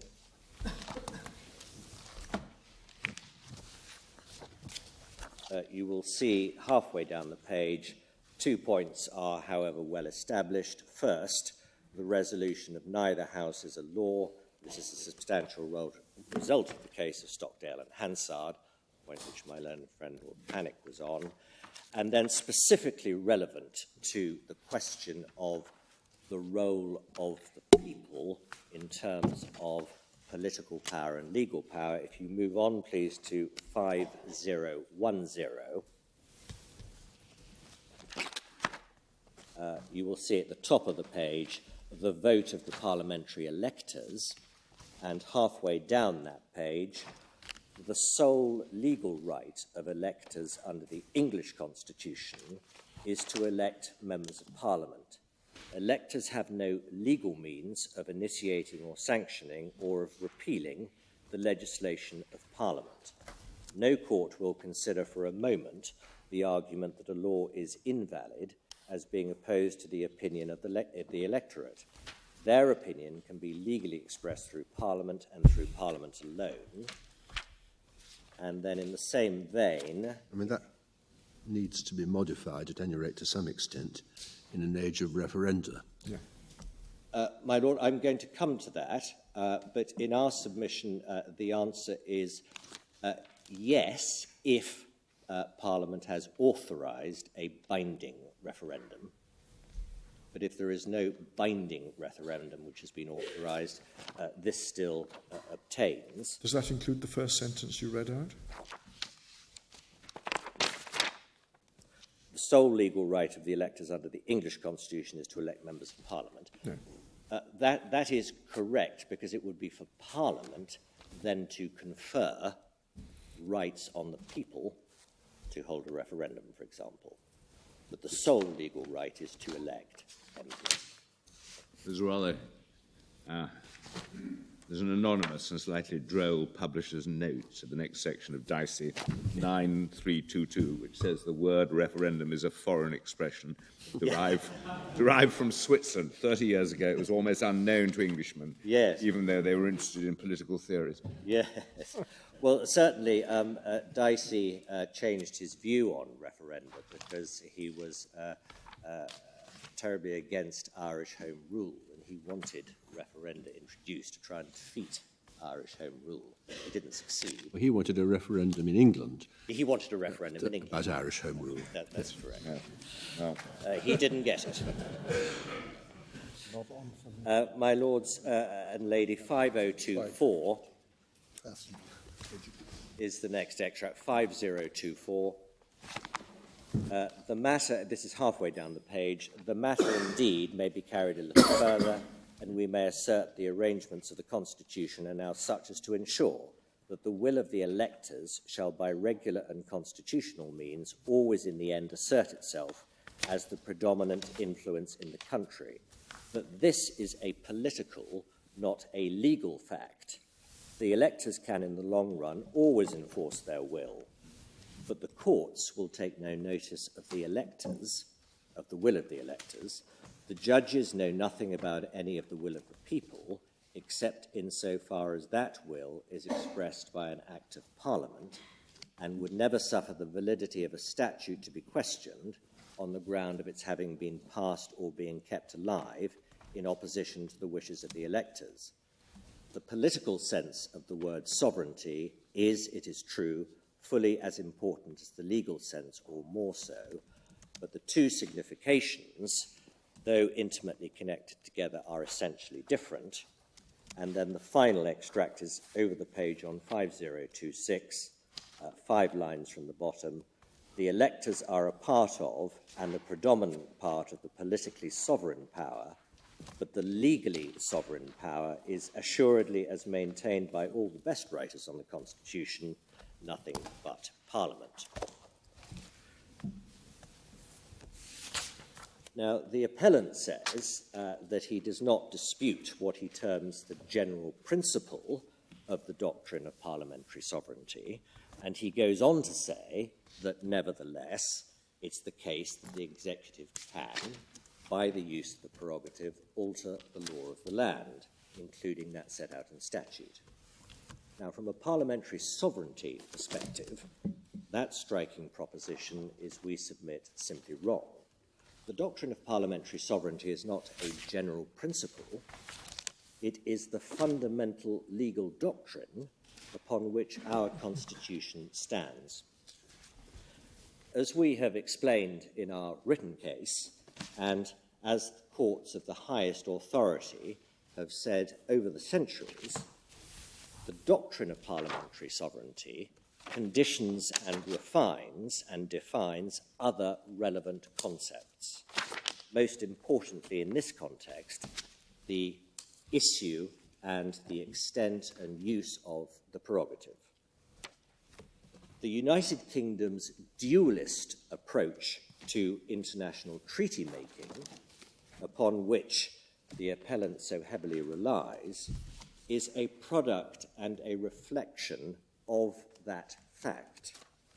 The UK's dualist approach exists precisely because the executive cannot alter domestic law by the use of the foreign affairs prerogative and the use of the prerogative of withdrawal. There has to be authorization by Parliament.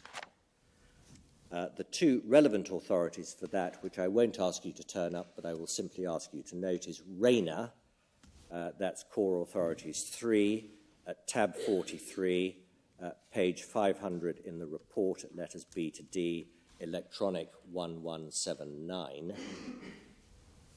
and Higgs, which is Core Authorities 4, tab 260 at page 241 of the report, electronic 7244.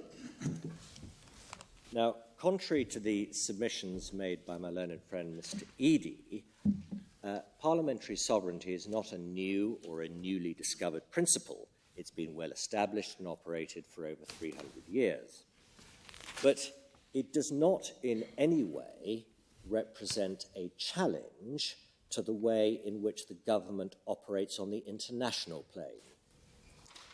Nor will it require in the future any parliamentary micromanagement of what the government does on the international plane. This is because it does not impact treaties which do not require implementation in domestic law. It does not impact on the exercise of power by government on the international plane, which is authorized by Parliament. For example, participation of ministers in the decision-making of EU institutions. And the doctrine does not impact on the use of the prerogative in respect of the myriad of examples which are given by the appellant in his case. For example, post office and estuary radio, or in relation to the reputation of diplomats.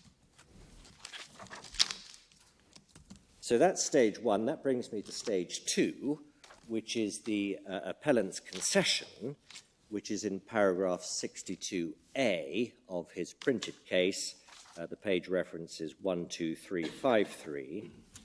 And the concession is that the triggering of Article 50, quote, will undoubtedly lead to the removal or rights and obligations currently conferred or imposed by EU law. Can you just give that page again? Yes, that is 62A of the appellant's printed case. The page reference is 12353. 12353. 12,353. The appellant's description of these rights as being conferred by EU law is not an accurate description of the source of these rights as a matter of domestic law. For the purposes of the doctrine of parliamentary sovereignty, the source of the relevant rights in domestic law is absolutely critical. And of course, the source of the EU law rights which are being referred to here are primarily the 72 Act and the 2002 Act. Now, those rights were directly conferred in domestic law by those two Acts of Parliament. These rights are available in domestic law only because Parliament has expressed its will by primary legislation that this be so. Now, in this context, it is important to have a full appreciation of the circumstances in which and the reason why Parliament decided to enact the 1972 Act at all.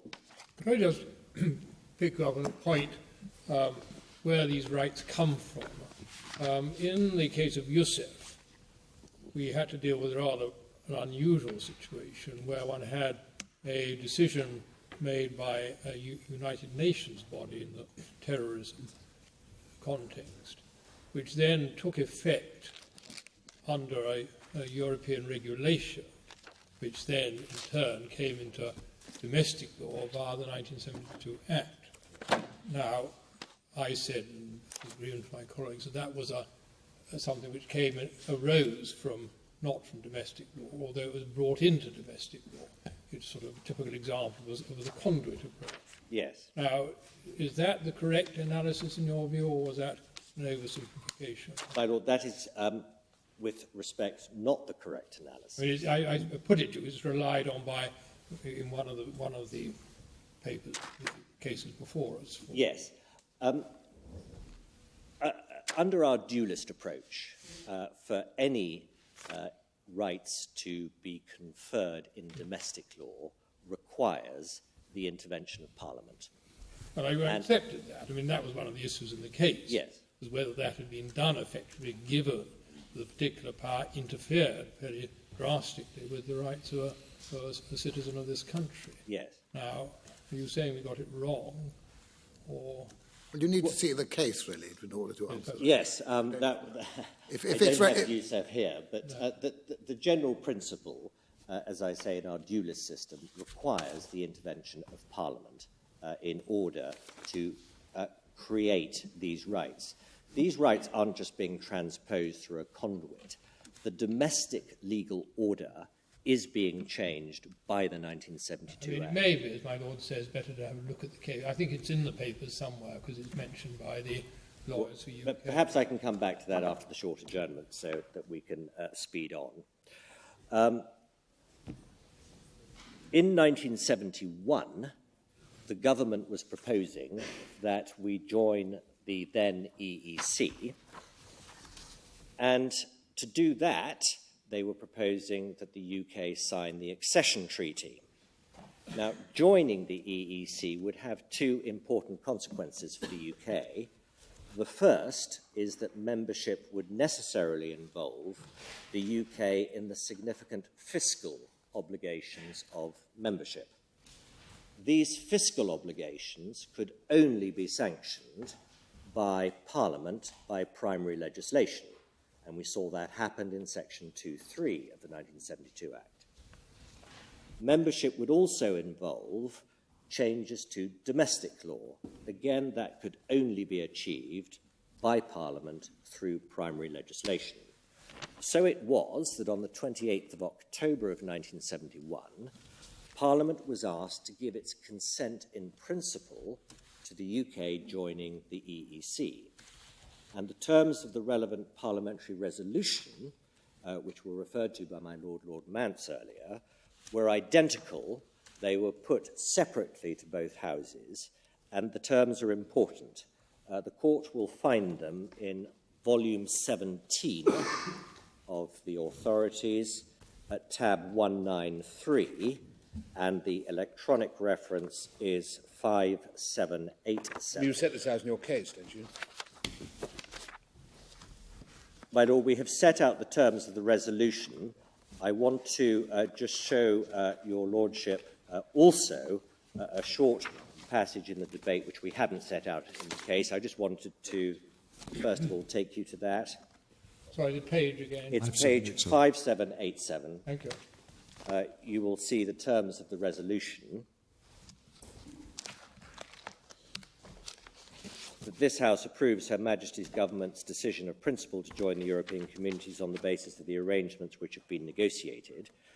So by these resolutions, the Houses of Parliament were being asked to give their consent in principle to the Government's in-principle decision to join the EEC.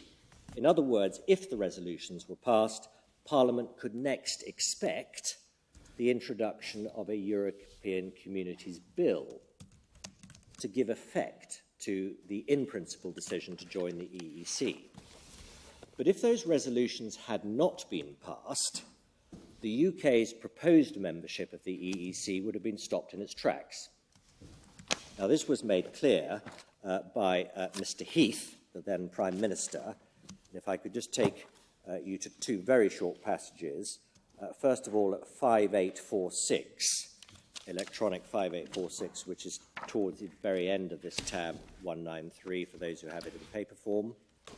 5846, at the very top of the page, this is Mr. Heath winding up the debate. I do not think that any Prime Minister has stood at this box in time of peace and asked the House to take a positive decision of such importance as I'm asking it to take tonight. I'm well aware of the responsibility which rests on my shoulders for so doing.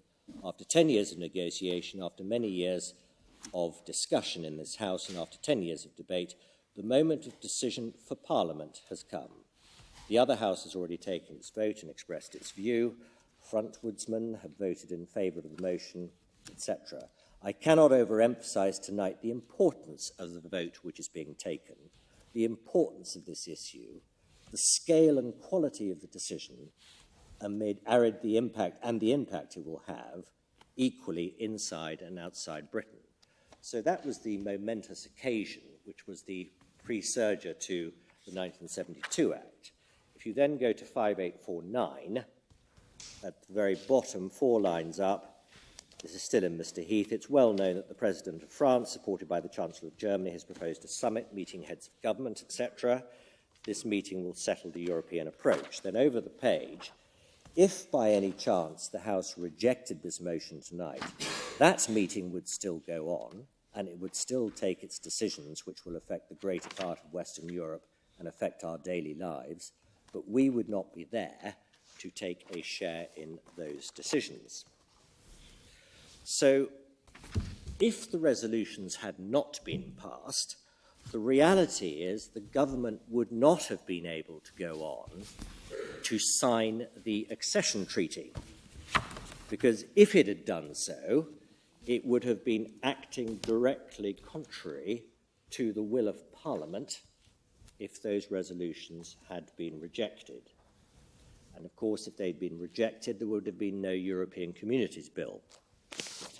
However, the resolutions were passed, and they led to the signing of the accession treaty on the 22nd of January 1972 and the introduction of the European Communities Bill, which became an act on the 17th of October of 1972. So that's the context in which the act was passed. In our submission, everything from then on has to be seen through the prism of the 1972 Act. On the very next day, the 18th of January, the UK ratified the accession treaty, and these dates are no coincidence. Prior to ratification, it was necessary for Parliament to pass legislation which would enable the UK to meet its fiscal obligations and would enable the UK to change domestic law. As a matter of domestic law, would it have been open to the executive, to the government, to decide not to ratify the treaty once the 1972 Act had been passed? My Lord, strictly speaking, as a matter of law, it may have been. Our submission is that if Parliament had expressed its will that the UK join the EEC through these resolutions, if it then passed the Act which makes provision for that joinder, then we would say it would in fact be unlawful for the executive to go against the will of Parliament, because the 72 Act makes express provision for our entry into the EEC so that domestic law could be altered. So once the Act has passed, that is it. But my Lord's question related to whether there was an obligation to enter into the Act. No, enter into the ratify the treaty. To ratify the treaty. Yeah. But once it was ratified, then, at any rate, the rights were created. I suppose, therefore, that there are two stages we have to consider it at. Yes. It's really the latter which is the critical one. It is the latter. It's the 17th of October enactment, 18th of October ratification. Of course, that is the issue once it's been ratified, but I just wondered whether that tiny 24 hours or whatever it was, the position there throws any light on the subsequent position. Yeah. It seems to be in some ways that you may well be right, consistently with your argument. Yeah. There was an obligation to ratify. But we would say it would have been an abuse of power under Fire Brigades Union principles if there was no ratification. I see the force of that. Yeah. Thank you. Article 2 of the accession treaty itself mandated that the accession treaty be ratified in accordance with the UK's, quote, own constitutional requirements, obviously a familiar phrase. We say that those constitutional requirements included the passing of the 1972 Act by Parliament. Now, the correct constitutional position, so far as ratification is concerned, is clearly set out by the late Lord Templeman, writing extrajudicially in 1991 in his article Treaty Making and the British Parliament, Europe. The court will find that in volume 28 at page 351, at tab 351, electronic 9688. And I would ask you to turn that up, please.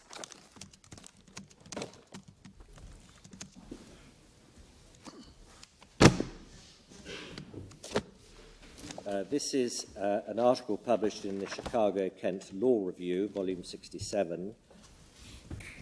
You see the title page at 9688. If we go to 9689, under English law, the capacity to negotiate and conclude treaties falls entirely to the executive arm of the government. Nominally, Parliament plays no role at all in the process. If we drop down a few lines, an understanding of how treaties are entered into and implemented in British law depends on an appreciation of the division between the international aspects of treaty making and the domestic aspects of implementation. Parliament has very little involvement in the former, but almost complete control over the latter aspect. Then at 9690, halfway down the page, the theoretical powers of Parliament in relation to treaty making may be summarised as follows. We go down to 2. Parliament may prevent a treaty being ratified if the government submits the treaty to Parliament before ratification, or if the House of Commons carried a vote against ratification, this result would also lead to the fall of the government. 3, if treaty provisions affect private rights or otherwise conflict with English common law or United Kingdom statutes, Parliament may ensure that such provisions are not effective by refusing to pass the necessary statute which gives effect to the treaty. There again, the failure of the government to obtain enactment of the necessary provisions would lead to the fall of the government. The threat of defeat means that the government will always do all in its power to ensure that when negotiating a treaty, the provisions of the treaty will be acceptable to the majority in the legislature and to the electorate. Then over the page at 9691, just above the heading 2, negotiation and conclusion of a treaty, 4 lines up, in practice, a treaty approved by a government which retains the support of the majority in the House of Commons will be ratified, and effect to the treaty will be given, if necessary in English law, by the passage through Parliament of statutory incorporation of the provisions of the treaty. Then at 9693, under the heading 3, parliamentary approbation or approval of treaties, broadly speaking, Parliament will need to be involved where taxation is imposed or where a grant from public funds is necessary to implement the treaty, where existing domestic law is affected, and then he gives a few more examples. Then at 9694, under the heading Ratification of Treaties, the last line of the page, it is also envisaged that between the time of negotiation and the act of ratification, the legislature of the state may require to be given an opportunity to scrutinise the proposed international agreement, even in those states where legislative involvement is greater than in the UK, in order to give the necessary approval to the treaty. There's then a reference to Article 14 of the Vienna Convention, and then ratification, once an opportunity for the sovereign to confirm that the representative did in fact have full powers to conclude a treaty, is now a method of submitting treaty-making powers of the executive to some control of the legislature, so the state may give proper scrutiny to the treaty before it allows the government to bind the state to it.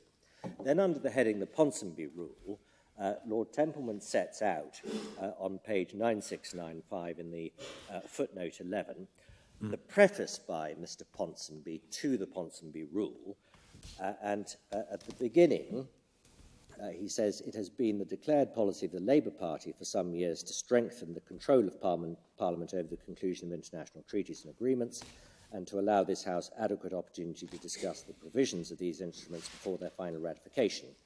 As matters now stand, there is no constitutional obligation to compel the government of the day to submit treaties to this House before ratification, except in cases where a bill or financial resolution has to receive parliamentary sanction before ratification. So there is a distinction being drawn between, on the one hand, bills where there is a constitutional obligation, treaties to put them before Parliament because they contain fiscal obligations or change the law of the land, and separately the treaties which don't require to be so put forward but are under the new Ponsonby Rule, which is coming. We have that at 9696. At the top of the page, I come therefore to the inauguration of a change in custom and procedure, and then about 8 lines down, he says, there are 2 sorts of treaties. There is the present treaty, out of which a bill and a financial resolution arise, which necessarily comes before Parliament, and in regard to which no change is necessary. But there is another sort of treaty out of which no bill arises, and that is the sort of treaty which, according to the present practice, need never have been brought before the House at all, and that then becomes the Ponsonby Rule. So we're dealing with the accession treaty with a situation where there was, in our submission, a constitutional obligation to bring it before Parliament so that domestic law could be changed. And there is just one further reference. My learned friend Lord Panic took you to the Green Paper in relation to Cragg. There is also a relevant passage in the White Paper, which is at Bundle 15, tab 167. That's electronic 5213.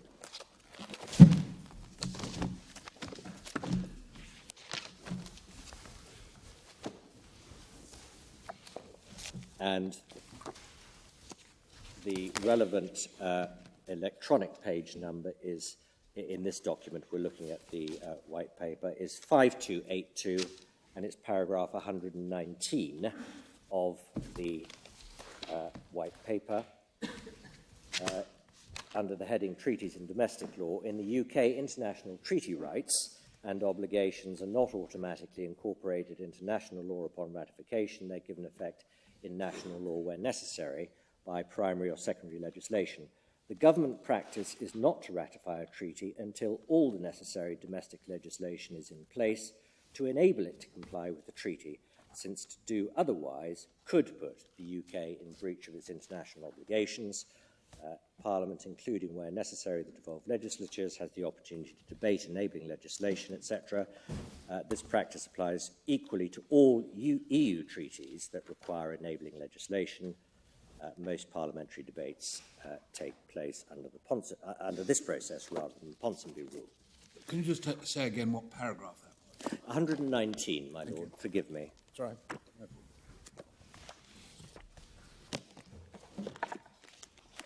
So even before the Ponsonby Rule came into effect in 1924, there was this constitutional requirement, we submit, for Parliament's consent to be given to the ratification of the accession treaty.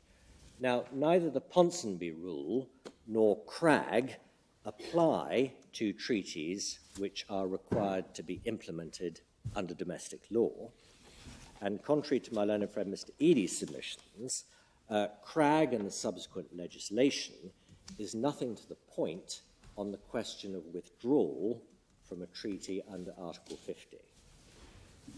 There is this prior fundamental lock, we would submit, and that lock is brought about by the fact that the EU treaties require implementation in domestic law.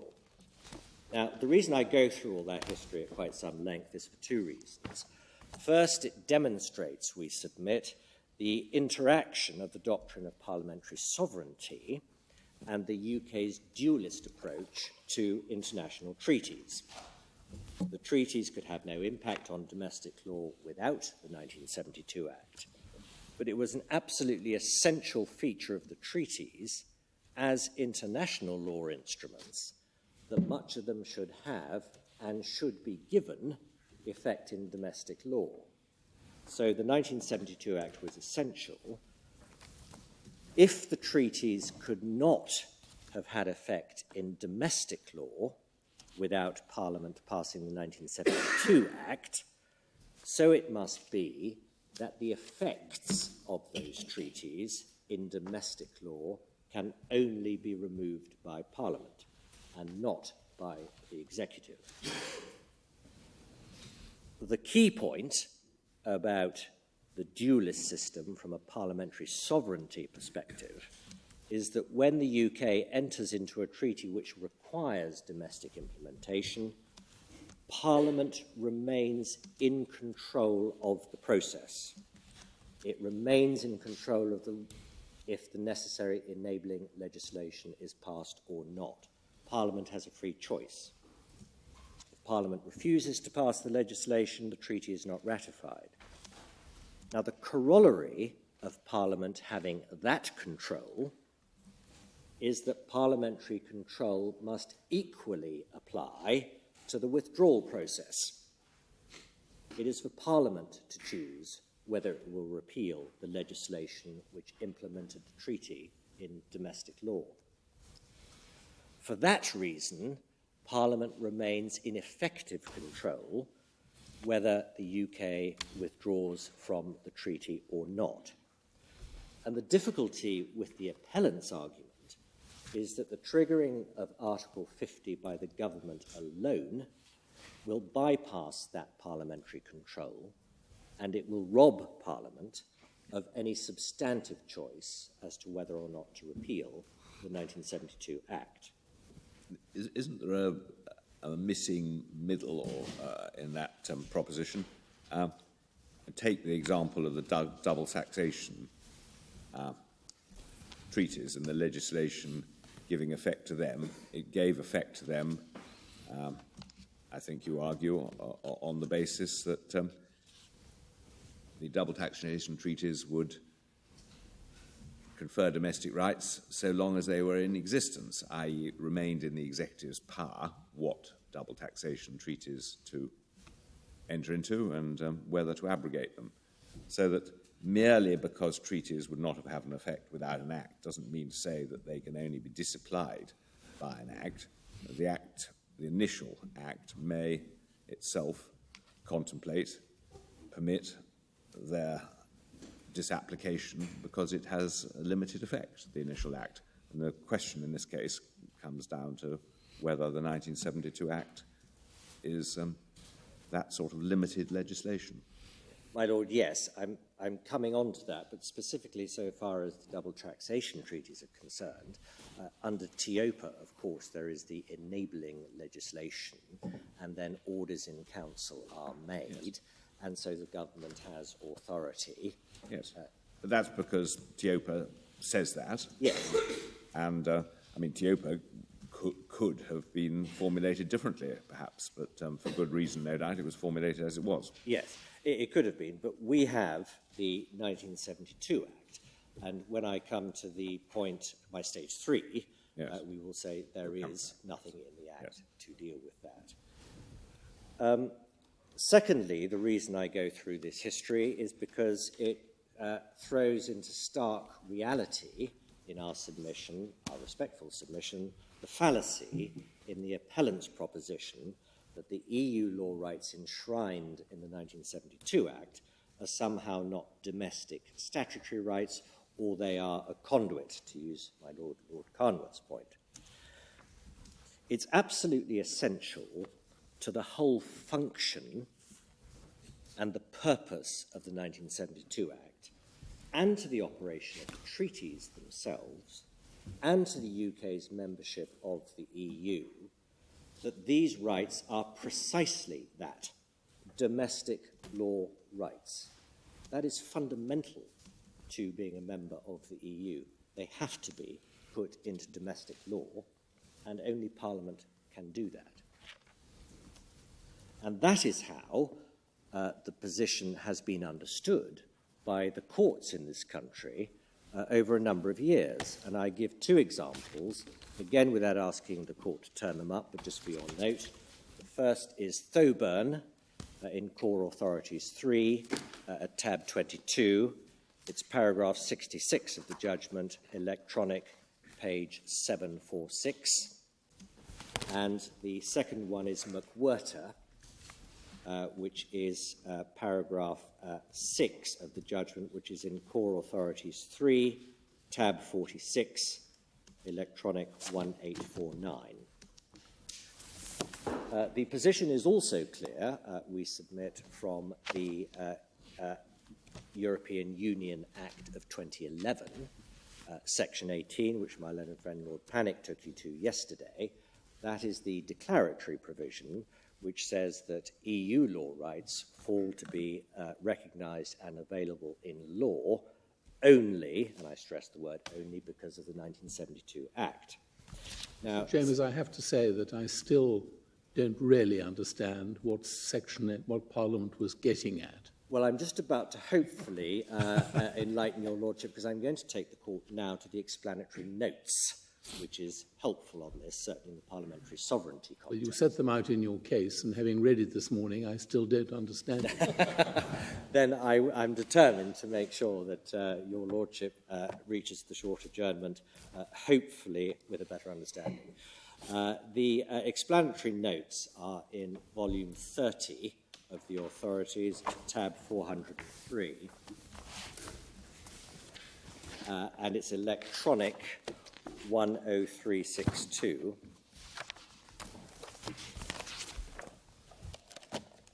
They start at 10352, and the relevant provisions are paragraphs 118, 119, and 120. And that's at page 10362. Perhaps I could just ask the court to read very quickly 118, 19, and 20, and I hope that that will answer my Lord Wilson's question. If not, I will do my best to answer any further questions.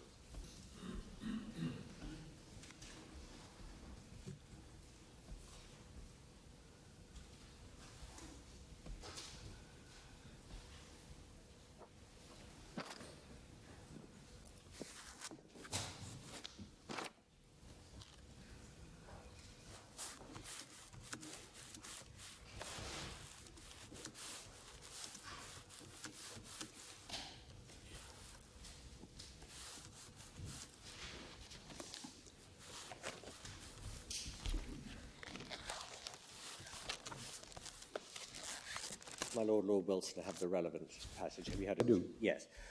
So we see from that that in parliamentary sovereignty purposes, the reason this has been done was because although it was thought the doctrine of parliamentary sovereignty was sufficient to ensure that EU law was not supreme in the parliamentary sovereignty sense, Section 18 is declaratory. It's really belt and braces to make it absolutely clear to everybody that EU law rights solely take effect under English domestic law through the will of Parliament. It is what had been said to the contrary, which concerned Parliament? My Lord, I imagine various noises in certain sections of the House of Commons by certain MPs who may have been concerned about what they might term the encroachment of... Well, it had been suggested... This was... At one stage, had it not, that the doctrine of primacy combined with the statements of principle in cases like Costa and Enel did have precisely that effect. And indeed, Miss Sharpston made a submission to that effect to the Divisional Court in Thoburn, which was rejected. Yes, my Lord, that's very helpful. And of course, there's also fact tame, which is in a similar vein. There's the long-standing, of course, discussion between constitutional courts around Europe and the European Court of Justice as to which is supreme in areas falling within the scope of the local constitution, isn't it? It's the same point. My Lord, it is, exactly. Generally resulted in a conclusion which is the same as the one that exists here, essentially based on the local constitutional arrangement. Yes. My Lord, moving on, the appellant's argument based on the phrase from time to time in section 2.1 of the 1972 Act in our submission does not detract from parliamentary sovereignty. You have our printed case on that. I won't ask you to turn it up, but it's paragraph 38 of our printed case, 12470. But I do want to deal with one particular argument, which was in fact raised by Lawyers for Britain in its written intervention, and that argument, to a certain extent, was taken up by my learned friend, Mr. Eadie. The argument is that from the passing of the 2008 Act, the rights given by Section 2.1 must be read as rights granted from time to time subject to the operation of Article 50. Now, you've heard from my learned friend Lord Panic in relation to that, and the broad point is that Article 50 throws you back to domestic constitutional requirements. But I want to add this, that the introduction of Article 50, specifically in the context of the doctrine of parliamentary sovereignty and the 1972 Act, was considered by Parliament. It was considered by the House of Lords Select Committee on the Constitution during the passage of the bill, which eventually became the 2008 Act. And the Select Committee's report is at volume 17 of the authorities at tab 198. Does this get a mention in your case? My Lord, it does, I believe, get a mention in our case. I'll just check. Certainly we referred to it below, but I believe it's in our case as well. I'll give your Lordship the reference. It's electronic 5977. This is 17 at 198. It actually starts at 5917. It starts at 5917, which is the sixth report of the Select Committee. It's a report with evidence. And if you start, please, at page 5922 in paragraph 6, you will see that the committee wrote to the Foreign Secretary to ask him to set out the government's view of how the Lisbon Treaty would affect the UK Constitution, and his reply is produced, and the court will find that at 5974, and the relevant passage is at 5977, and it is the final two paragraphs above the heading Courts and the Judiciary. The Lisbon Treaty has no effect on the principle of parliamentary sovereignty. Parliament exercised its sovereignty in passing the 1972 Act and has continued to do so in passing the legislation necessary to ratify subsequent EU treaties. The UK Parliament could repeal the 72 Act at any time. The consequence of such repeal is that the UK would not be able to comply with its international and EU obligations and would have to withdraw from the European Union. The Lisbon Treaty does not change that.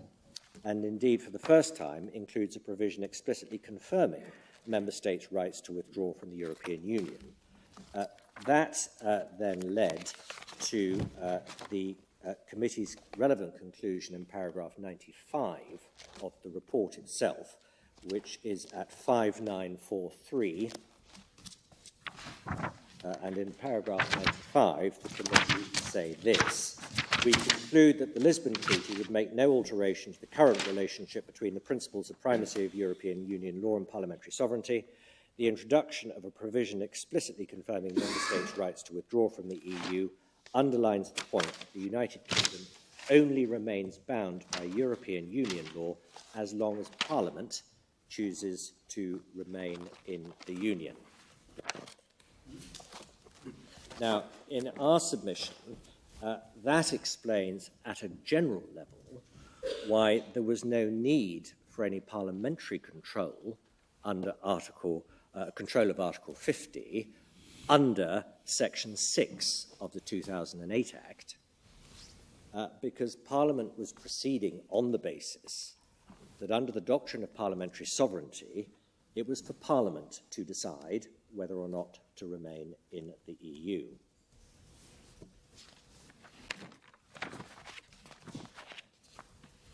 So, my Lords, that's the position in relation to the 1972 Act. The point can also be illustrated in relation to the European Elections Act of 2002. There, I don't ask you to turn it up, but for your note, it's at Core Volume 1, page 128, electronic 4434. The rights granted under that Act, rights to stand for election and to vote, are conferred by the 2002 Act itself. There is no reference made to rights deriving from a different legal system or rights contained in any other instrument.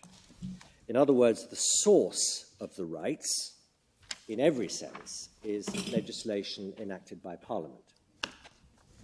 And that is all that is required to engage with the doctrine of parliamentary sovereignty.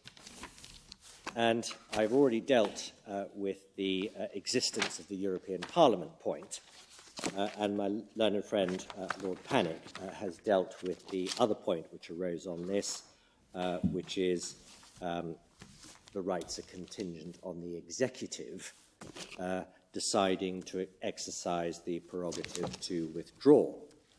That, as Lord Panic submitted, simply begs the question of whether the executive can give an Article 50 notification without the approval of Parliament.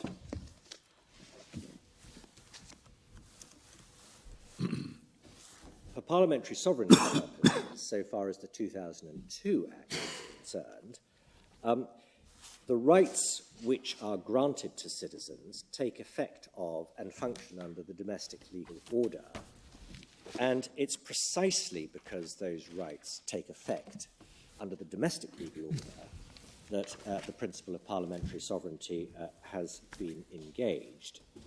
And it's important to note that the from time to time argument couldn't in any event work in relation to the 2002 Act, and nor could the supposed impact of the advent of Article 50 have any impact on the 2002 Act, because the point there is that there's no warrant to make those rights contingent on the introduction of Article 50. The 2002 Act is such that the rights are set out in stone. So just before the short adjournment, I can now return to the core of my Stage 2 argument, which is that once it is understood that the source of the relevant rights in domestic law is primary legislation passed by Parliament, then the legal effect of the appellant's concession in paragraph 62A of his case can be properly understood,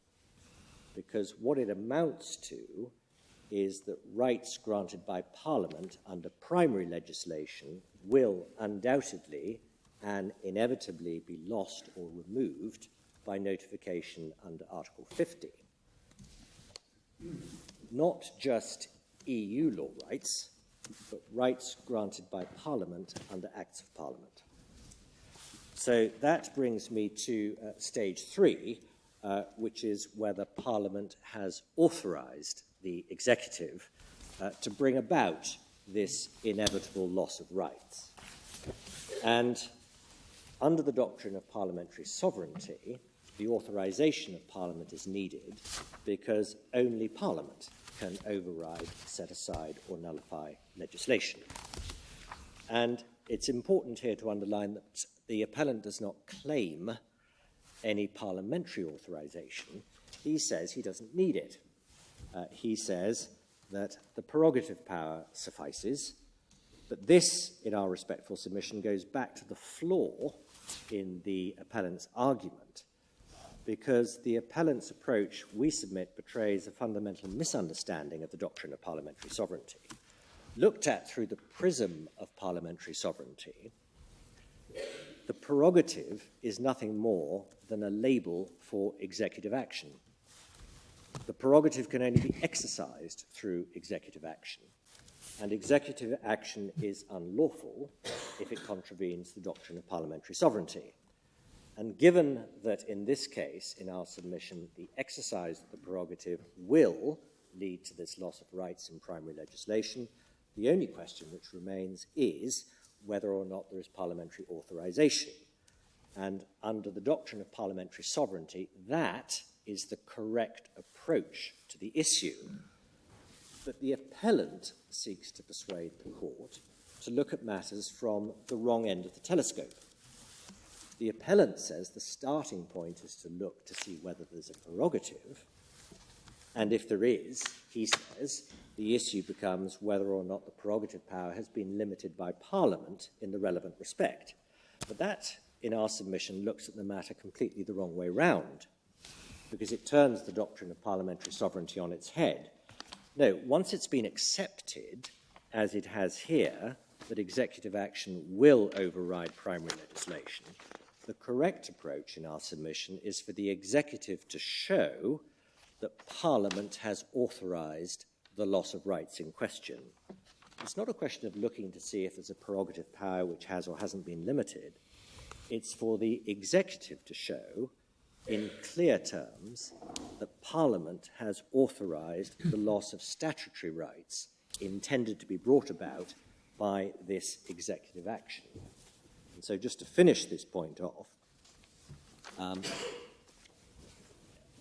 it was in answer to a question my Lord Reid raised yesterday, and that was whether or not the referendum result could provide a basis for the rational use of the prerogative, if there was a prerogative. Well, we submit this case does not involve the question of whether or not what the appellant proposes to do is a rational use of the prerogative. Without parliamentary authorisation, the proposed executive action is not lawful. So there is simply no prerogative at all in our submission in that respect. Is that a convenient moment? My Lord, I was just about to ask him. Could I just mention the Youssef case, which I want to come back to? I think it's at 36496 in the supplementary bundle, MS67. My Lord, that's very helpful. Thank you.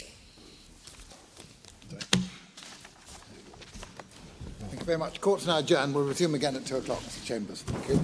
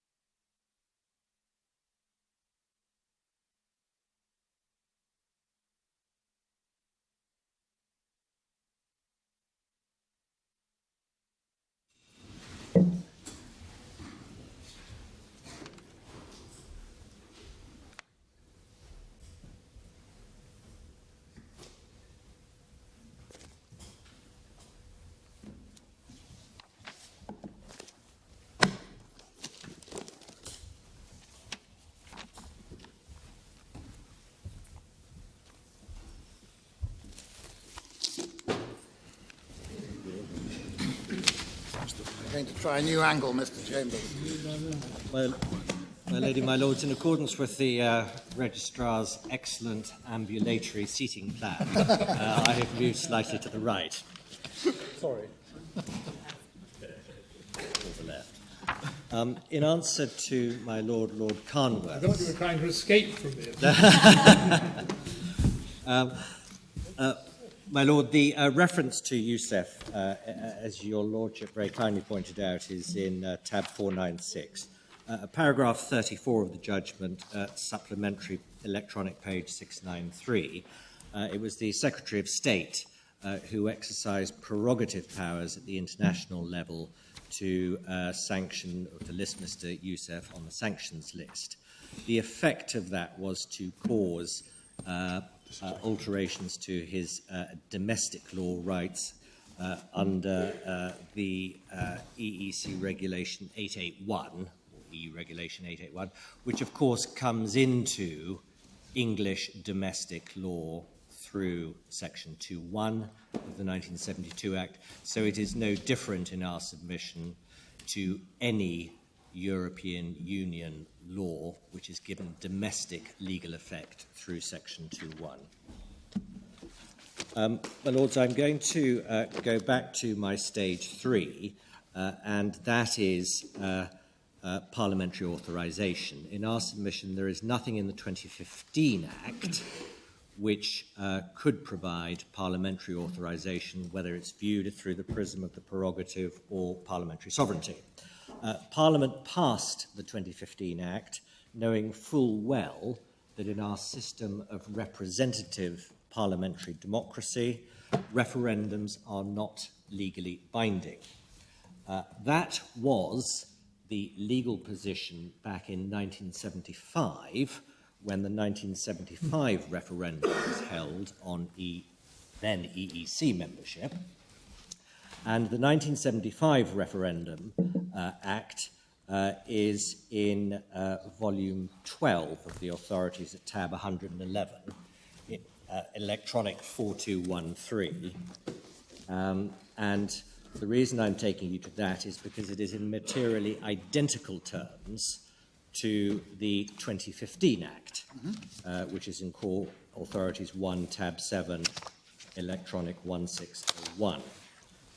And both are in section 1, and both say a referendum is to be held on whether the United Kingdom should remain a member of the European Union for 2015 or the EEC for 1975. Now, under the terms of the 1975 Act, in our submission, the 1975 referendum was not legally binding. This is clear from a variety of sources, but I'll take the court to two, if I may. The first is Professor Vernon Bogdanor's book, The New British Constitution, which the court has in volume 15 at tab 168. And that is electronic 5308. Unfortunately, the front page to the book is missing. We can have that copied. But it's the New British Constitution, Professor Vernon Bogdanor, 2009. Oh, is it 15?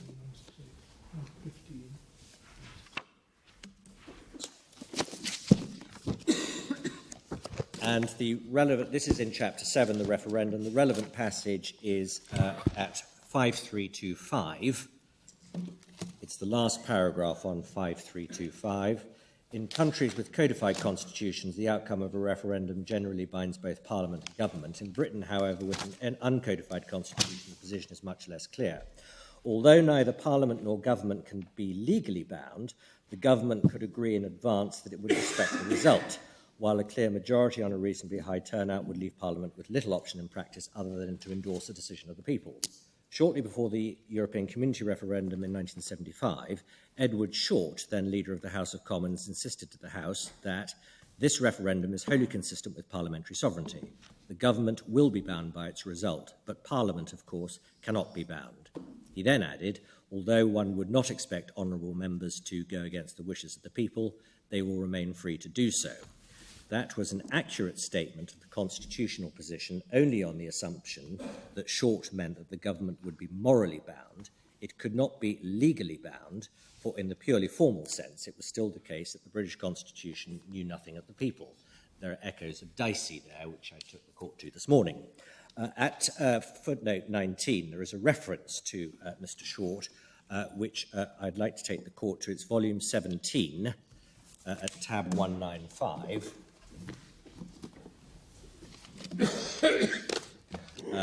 Electronic reference 5904. It's volume 17, tab 195. Electronic reference 5904. This is the Lord President of the Council and the Leader of the House of Commons, Mr. Edward Short. The relevant passage is at 5905, the very top of the page. I understand and respect the view of those devoted to this House and to the sovereignty of Parliament who argue that a referendum is alien to the principles and practices of parliamentary democracy. I respect their view, but I don't agree with it. I'll tell the House why. This referendum is wholly consistent with parliamentary sovereignty. The government will be bound by its result, but Parliament, of course, cannot be bound. Although one would not expect honourable members to go against the wishes of the people, they will remain free to do so. One of the characteristics of this Parliament is it can never divest itself of its sovereignty. The referendum itself cannot be held without parliamentary approval of the necessary legislation. Nor, if the decision is to come out of the community, could that decision be made effective without further legislation. I do not therefore accept that the sovereignty of Parliament is in any way affected by the referendum. And then, to follow the history through, we have the government's response to the House of Lords Select Committee report on referendums of 2010. The court will find that in volume 18 at tab 201. That is electronic reference 6265.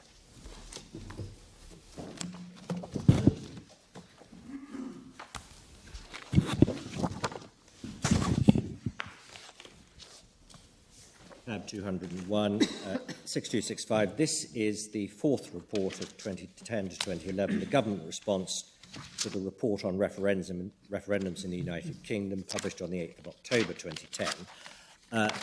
This report is incorporating the government's response to the Select Committee's report on referendums, and what the committee does is it sets out its conclusions and the government's response to each of its conclusions. The relevant page is 6275, where if you go to 6275, you'll find two columns, one headed recommendation, one headed government's response. It's recommendation number 3 on that page, the third one down. We recognise that because of the sovereignty of Parliament, referendums cannot be legally binding in the UK and are therefore advisory. However, it will be difficult for Parliament to ignore a decisive expression of public opinion. And the government's response was, the government agrees with this recommendation. Under the UK's constitutional arrangements, Parliament must be responsible for deciding whether or not to take action in response to a referendum result.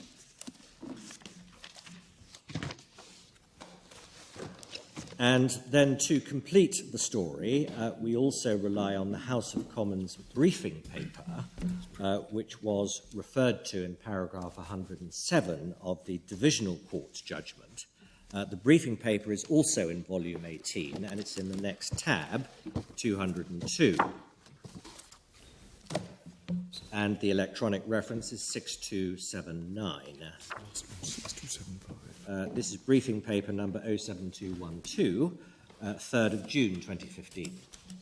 European Union Referendum Bill by Elise Uberoy from the House of Commons Library. If you go to 6281 under summary, the bill was introduced in the House of Commons on the 28th of May 2015 and requires the holding of a referendum on the UK's continued membership of the European Union before the end of 2017. What page is this? 6281. 81, thank you. Right, yes. This is just the summary. It's the first paragraph of the summary. And this paper has been prepared as a guide in advance of the second reading debate on Tuesday, the 9th of June 2015. And then if the court would please go to 6303 in section 5, under the heading Types of Referendum. This bill requires a referendum to be held on the question of the UK's continued membership of the EU before the end of 2017. It does not contain any requirement for the UK government to implement the results of the referendum, nor set a time limit by which a vote to leave the EU should be implemented. Instead, this is a type of referendum known as a pre-legislative or consultative, which enables the electorate to voice an opinion which then influences the government in its policy decisions. The referendums held in Scotland, Wales and Northern Ireland in 97 and 98 are examples of this type, where opinion was tested before legislation was introduced. The UK does not have constitutional provisions which would require the results of a referendum to be implemented, unlike, for example, the Republic of Ireland, where the circumstances in which a binding referendum should be held are set out in its constitution. In contrast, the legislation which provided for the referendum held on AV in May 2011 would have implemented the new system of voting without further legislation, provided that the boundary changes also provided for in the Parliamentary Voting System and Constituency Act 2011 were also implemented in the event there was a substantial majority against any change. So, do we know who the author of this was? Yes, it's on the first page, page 6279 on the cover sheet. Does your lordship see Elise Uberoy? Who is she? Elise Uberoy is a member of the House of Commons Library, and I'm being helpfully referred to the back page at 6311, where the status of this briefing paper is set out in the sense that it's a publication of the House of Commons Library Research Service, which provides MPs and their staff with impartial briefing and evidence based they need to do their work in scrutinising government proposing legislation and supporting constituents.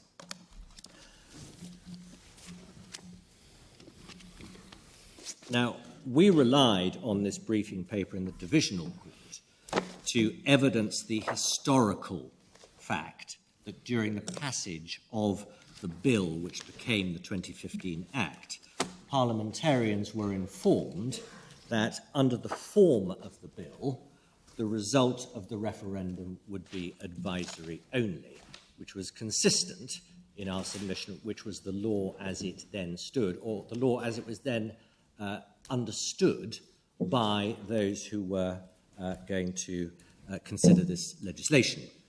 And when the referendum is referred to as advisory only, what that means is that it was not legally binding. And the distinction sought to be drawn by my learned friend Mr. Eadie about whether it was advisory for the government or advisory for Parliament is not to the point, because the only point for this court in our submission is whether the result of the referendum has any legal effect, and in our submission it has no legal effect, consistent with the history, with the wording of the Act, and the law as it was understood at the time. What was the wording of the previous, the 2011? Whichever date it was. There was a 1975 referendum.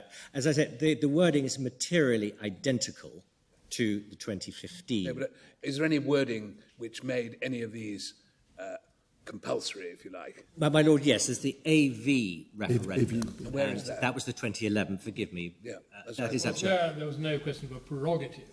That was simply being done as a matter of domestic law, and so, in a way, that the question of prerogative under foreign powers, whether that exists, is a separate question which didn't arise under the AV referendum. No, but what one is looking at is the question of where power lies. I understand your point, but I'm just saying that's not a direct parallel. Well, but, my Lord, I fully take that point. All I would submit is that there are two types of referendum, and this was the first type, and therefore Parliament did not surrender its sovereignty to people. What was the relevant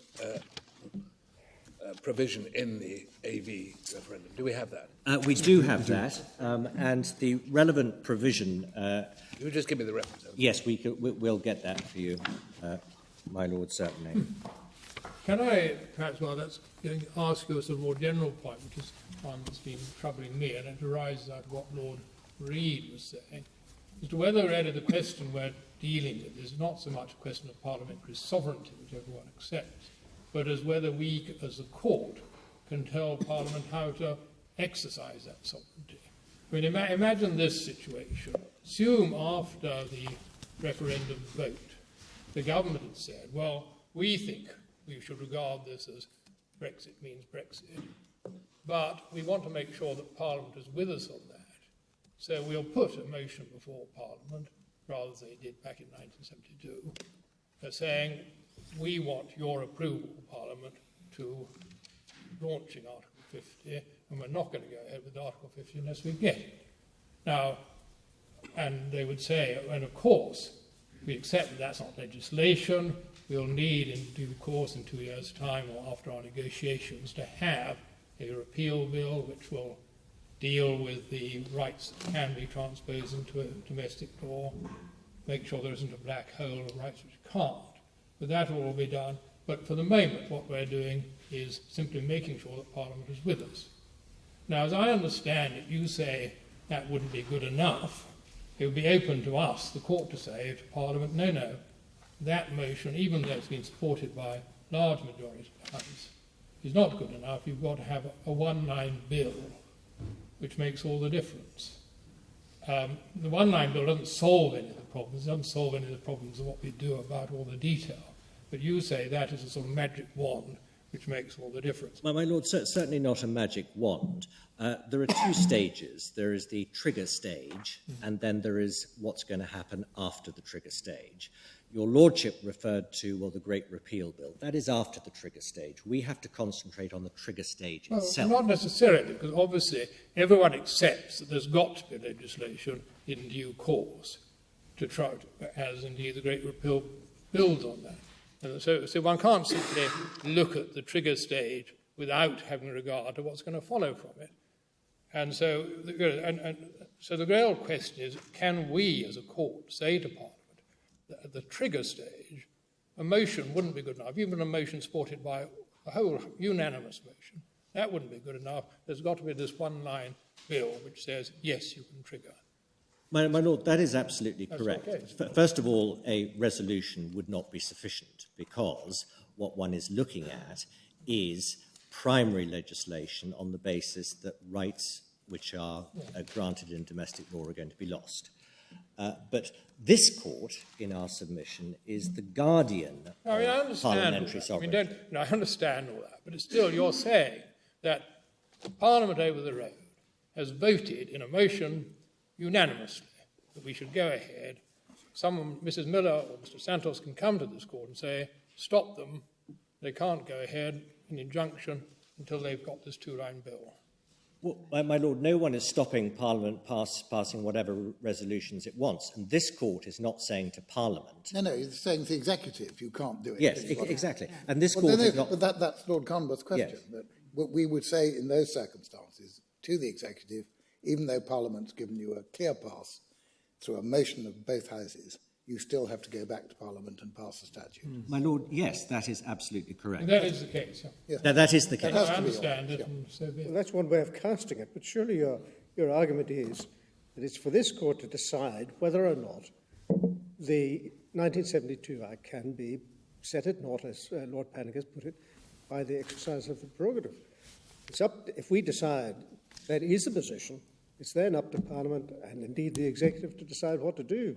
We're not issuing an edict to Parliament or to the executive that you must do this or you must do that. We're simply saying what the law is. My Lord, that's precisely right, and obviously the divisional court was very careful to ensure that there was no encroachment on any privilege and the like. So everyone has been very careful to ensure that Parliament is not being dictated to, or the executive is not being dictated. I understand that. It's fine, and it sounds very, very fine to a lawyer who understands the difference. But to the average person in the street, it seems a bit odd if one says to the government, you have to go back to Parliament and have an Act of Parliament passed to show what Parliament's will is, when you've already been to Parliament and had a motion before both houses which approves the service of a notice. That's really Lord Carnworth's point.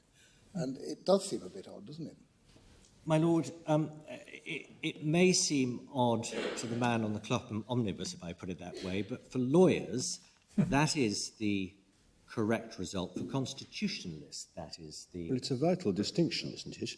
If Parliament, if both well, more than for the lawyers, if both Houses of Parliament were to pass a resolution inviting the executive no longer to have any regard to the 1972 Act, that would be totally ineffective. My Lord, yes, it would. And the reason is that resolutions do not change the law, whereas statutes do. I understand it's completely fundamental. Yes. Viewed by it from a legal point of view, but to say that this is all in the name of parliamentary sovereignty does seem a little odd. I mean, it seems to be a vitally important legal point, but it's not about parliamentary sovereignty. Well, it's about the rule of law. It's about what Parliament is, isn't it? Yes. I don't think that either Professor Dicey or Professor Hart would have been very surprised to find our rule of recognition defined in the way you're defining it. Parliament, your point is that Parliament speaks to the people, and in particular to the courts, ultimately through statute. That's absolutely right, my Lord. Yes, they do. Resolutions are political acts, whereas legislation directly affects the law. Yes. Well, life has moved on since the time of Dicey. The referendum result is the people speaking to the political institutions, just giving them an instruction. That's one way of looking at it. If that's so, then the question, if that's the right way of looking at the 2015 Act, that it's provided a mechanism enabling, effectively, the people to give an instruction to politicians that they want to leave the EU, then the law then has to work out what the constitutional implications of that are. And falling back on Dicey isn't going to help, because Dicey didn't have to address that kind of situation. Yeah, my Lord, this court's task as part of this appeal is to decide whether or not the instruction which your lordship refers to is binding or not. In our submission, it is not binding because the Act is clear, the 2015 Act is very clear. And on that point, the ministerial statements which are relied on by the appellant, we would say are not admissible because under Pepper and Hart principles, they would only be admissible if there was any ambiguity in the 2015 Act, which in our submission there isn't. In any event, these ministerial statements are matters of government policy, and government policy is not the law. They're not admissible any more than your House of Commons library briefing. Well, my Lord, my House of Commons library briefing paper, with respect, is admissible because it falls under the historical facts exception as established in many cases. On that basis, you'd be looking at everything that was said and done there, and there's an issue as to whether the House of Commons briefing statement, library briefing statement, is accurate. As soon as that issue arises, we're incapable of dealing with it. It would be contrary to the Bill of Rights to go into it. I think there is a limit here to what we can look at. My Lord, yes, but this does not raise the Bill of Rights issues. It doesn't raise the Section 9 issue of the Bill of Rights because it is not technically a publication under a command paper. It's a statement of what somebody thinks. Yeah. MPs who voted on it may or may not have agreed with it. But that's why that's why it's so unsatisfactory looking at all this material, particularly when it's a controversial bill which has produced a lot of material, a lot of inconsistent statements. It's a classic reason why Pepper and Hart is in some quarters not very popular, and in remaining quarters is strongly to be kept to its limitations and not to go outside them. Yes. My Lord, the only point I would say is that this is what Parliament was told. There was no debate, as far as we know, about the form of the bill. It was brought in that respect. It's in familiar form, and in our submission it's clear what the result is. Your short point is this, is it? That it would have been only too easy for the legislature to provide what its effect was if it wanted to tell us. It hasn't told us, and it's not for the courts to try and guess what the legislature intended. Leave it to the legislature to decide what the effect of the referendum is. My Lord, is that really it? My Lord, yes. Thank you. And my Lord, could I just finish up just on this point and the court's point about the distinction between, if I may put it this way, political sovereignty and legal sovereignty? Because obviously it is important that the people do not feel in our constitutions they have no power. Of course they have power. As Dicey said, their power is a political power to elect members of Parliament, and it is members of Parliament who, under our constitution, make the law. So the people are not powerless. They always have the right to get rid of their members of Parliament if they want to. Well, his point was wider than that. They also have a power to bring pressure on their members of Parliament, so that politically they feel an obligation to act in a particular way, which need not necessarily coincide with their personal opinions. My Lord, that is absolutely correct, yes. That is one of the ways of expressing people's power. So, my Lord's, conscious of the time, our submission at my stage 3 is that there is no parliamentary authorisation for this loss of rights, whether it's under the 2015 Act or any other legislation which has been passed by Parliament. And in the absence of that authorisation, in our submission, the appeal should be dismissed, because each of my stages 1, 2 and 3 lead to that conclusion. Unless there are any further questions. Thank you very much. Thank you, Mr. Chairman. Oh, but my Lord Clerk wanted the reference to the AB referendum. Yeah. Thank you. It's volume 13, tab 136, electronic 4611, and it's section 8 of the Act, which is at 4612. Thank you. Thank you very much. Mr. Schofield. I'm very grateful, my Lord. My Lady, my Lords, I appear with Professors McCrudden and Anthony for the applicants in the Agnew case. My learned friend Mr Lavery appears in a separate case, the McCord case, and the court has given a speaking allocation of 45 minutes for the Northern Ireland claimants as a whole. Subject to the court, my Lords, my Lady, Mr Lavery and I have agreed that 30 minutes of that allocation will be given to the Agnew case and 15 minutes for the McCord case. If you've agreed that, that's fine with us. Thank you. My Lord. My Lords, my Lady, probably the only authorities volume that I'll be taking the court to is the Northern Ireland Authorities Volume 1, if that's of assistance. My Lords, my Lady, the applicants in the Agnew case, as you will have seen, are a cross-party and a cross-community grouping of politicians, individuals and human rights organisations who are concerned about how withdrawal from the EU will uniquely affect Northern Ireland, and who are further concerned, as the lead claimant is in the Miller case, to ensure that the process of dealing with the referendum result is both lawful and properly considered. As the court will have seen, there were 4 issues dealt with by Mr Justice Maguire in the court below, which its common case are broadly reflected in the questions referred for this court.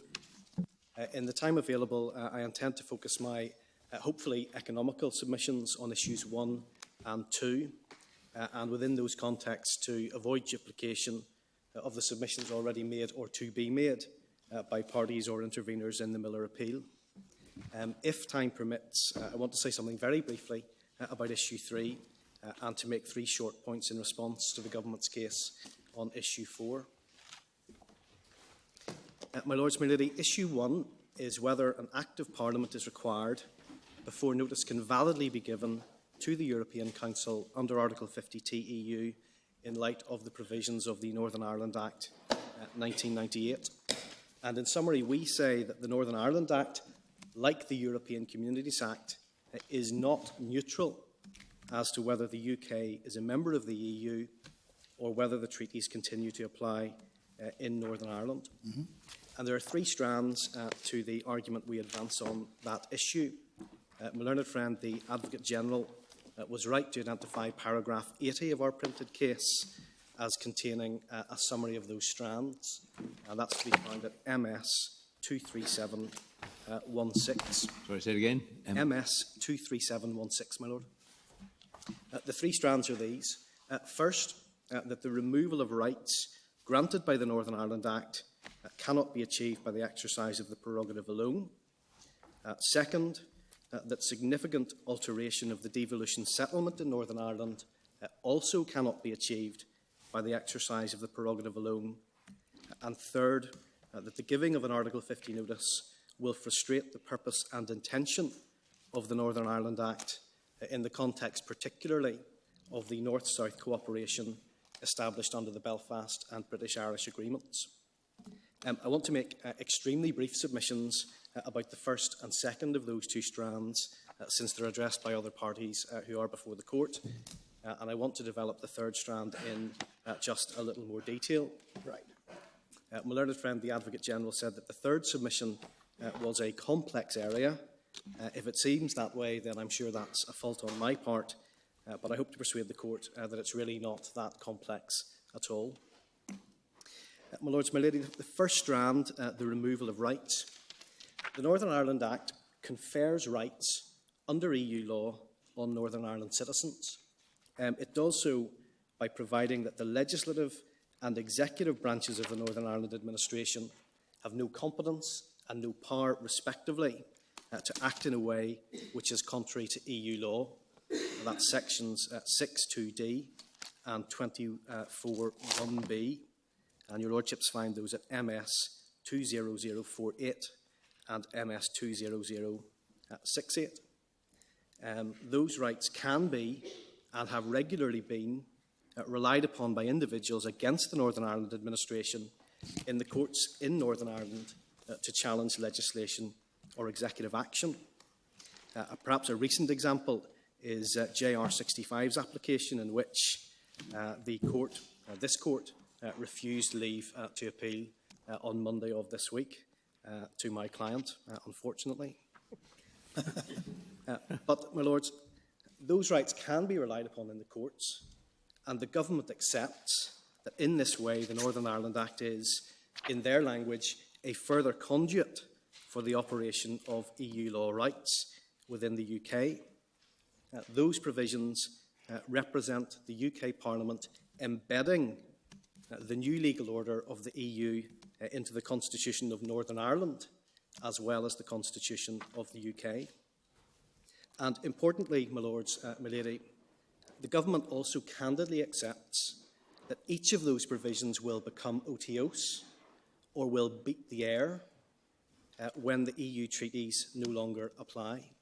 And we see that, my Lords, my Lady, in the Government's case in the Agnew and McCord proceedings at paragraph 57, and that's at MS 25161. Thank you. We submit that those rights cannot lawfully be defeated, frustrated, or stripped of all content by the exercise of the royal prerogative. Now, the court will immediately see that that argument is a variation on the central case which is advanced by Lord Pannick for Miss Miller. I gratefully adopt his submissions on that issue and don't for a moment pretend that I could improve upon them. But the court has a brief written summary of our response to the government's case in Miller in our printed case at paragraphs 92 to 104. And we simply add the concise point that the essential purpose of the dualist theory is to protect the position of Parliament as against the executive, rather than, as the government seeks to have it, to protect the position of the executive against Parliament. My Lords, my Lady, issue 1, the second strand, the alteration of the devolution settlement. This strand of our case is that the removal of EU law obligations as they apply in the EU, or as they apply in the UK rather, significantly alters the competence of the devolved administration in Northern Ireland. In other words, it materially alters a carefully constructed devolution settlement, And it does so, we submit, in at least two ways. Firstly, as we've seen, since the legislative and executive competence of the devolved authorities in Northern Ireland is limited by the operation of EU law, that's Section 6 and Section 24, read with Section 98.1, the removal of EU law obligations necessarily increases that competence. The administration will be able to do things which, up to now, it has been precluded from doing by EU law restrictions. But secondly, since observing and implementing obligations under EU law is a transferred matter, and that's in a provision we'll look at in due course, the hollowing out of EU law obligations also necessarily removes some areas of devolved responsibility.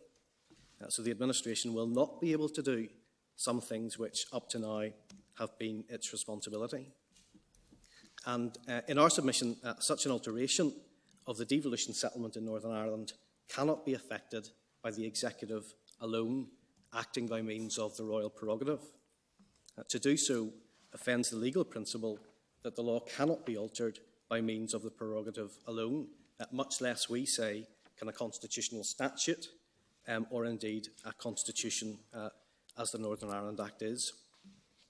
That would require clear words, even in a later statute, for it to be impliedly repealed or become otiose.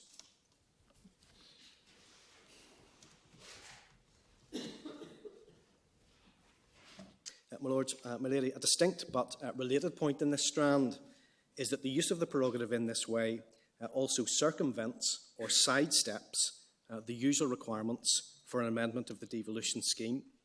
That usually requires either an act of the Westminster Parliament or an order in council under Section 4 of the Northern Ireland Act, converting a reserved matter into a transferred matter, or vice versa. And the court will find Section 4 at MS 20044.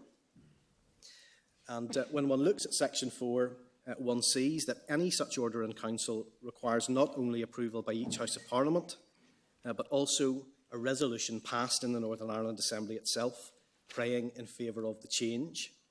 And given the sensitivity that there is with tinkering with the devolution settlement in Northern Ireland, that resolution also requires to be passed with defined cross-community consent. That's Section 4.2a and 4.3.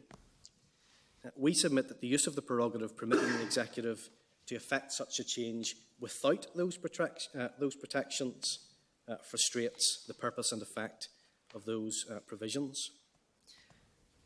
My Lords, my Lady, that strand of our case on issue 1 has been taken up by both the Lord Advocate on behalf of the Scottish Government and the Counsel General on behalf of the Welsh Government in their submissions to the court.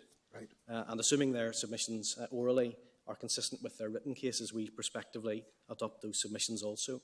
That's very helpful, thank you. But in our submission, my Lords, my Lady, the UK Government's contentions on the extent of its prerogative power are, with respect, cavalier, perhaps in this context with both a small c and a large c. In respect, my Lords, my Lady, of the effect which the cessation of the EU treaties will have on the delicately balanced constitutional settlement in Northern Ireland. Now, I heard my learned friend Mr Eady to say in his submissions that real clarity is required in a statute before the constitutional balance is upset. His submission, of course, was addressed to what he would suggest is the removal by statute of a well-established prerogative power. And on that, we agree with the claimants in Miller that that is to look at the matter from the wrong end of the telescope. But my Lords, my Lady, Mr Eady is right to say that where a constitutional balance is being upset, clear statutory authority is required. And where what we have called a pillar of the Constitution set out in the Northern Ireland Act is being removed or hollowed out, that can only be done by an Act of Parliament. My Lords, my Lady, the third strand of issue 1, this is an argument which is peculiar to the circumstances of Northern Ireland. It arises from the provisions of the Northern Ireland Act giving rise to the Belfast Agreement, which require, giving effect to the Belfast Agreement, which require North-South cooperation in the context, clearly we say, of continued EU membership. The submission is that continued membership of the EU is an integral part of the scheme of the Act on this basis, as well as the two bases just mentioned. And the royal prerogative cannot be used in a manner inconsistent with that statutory purpose.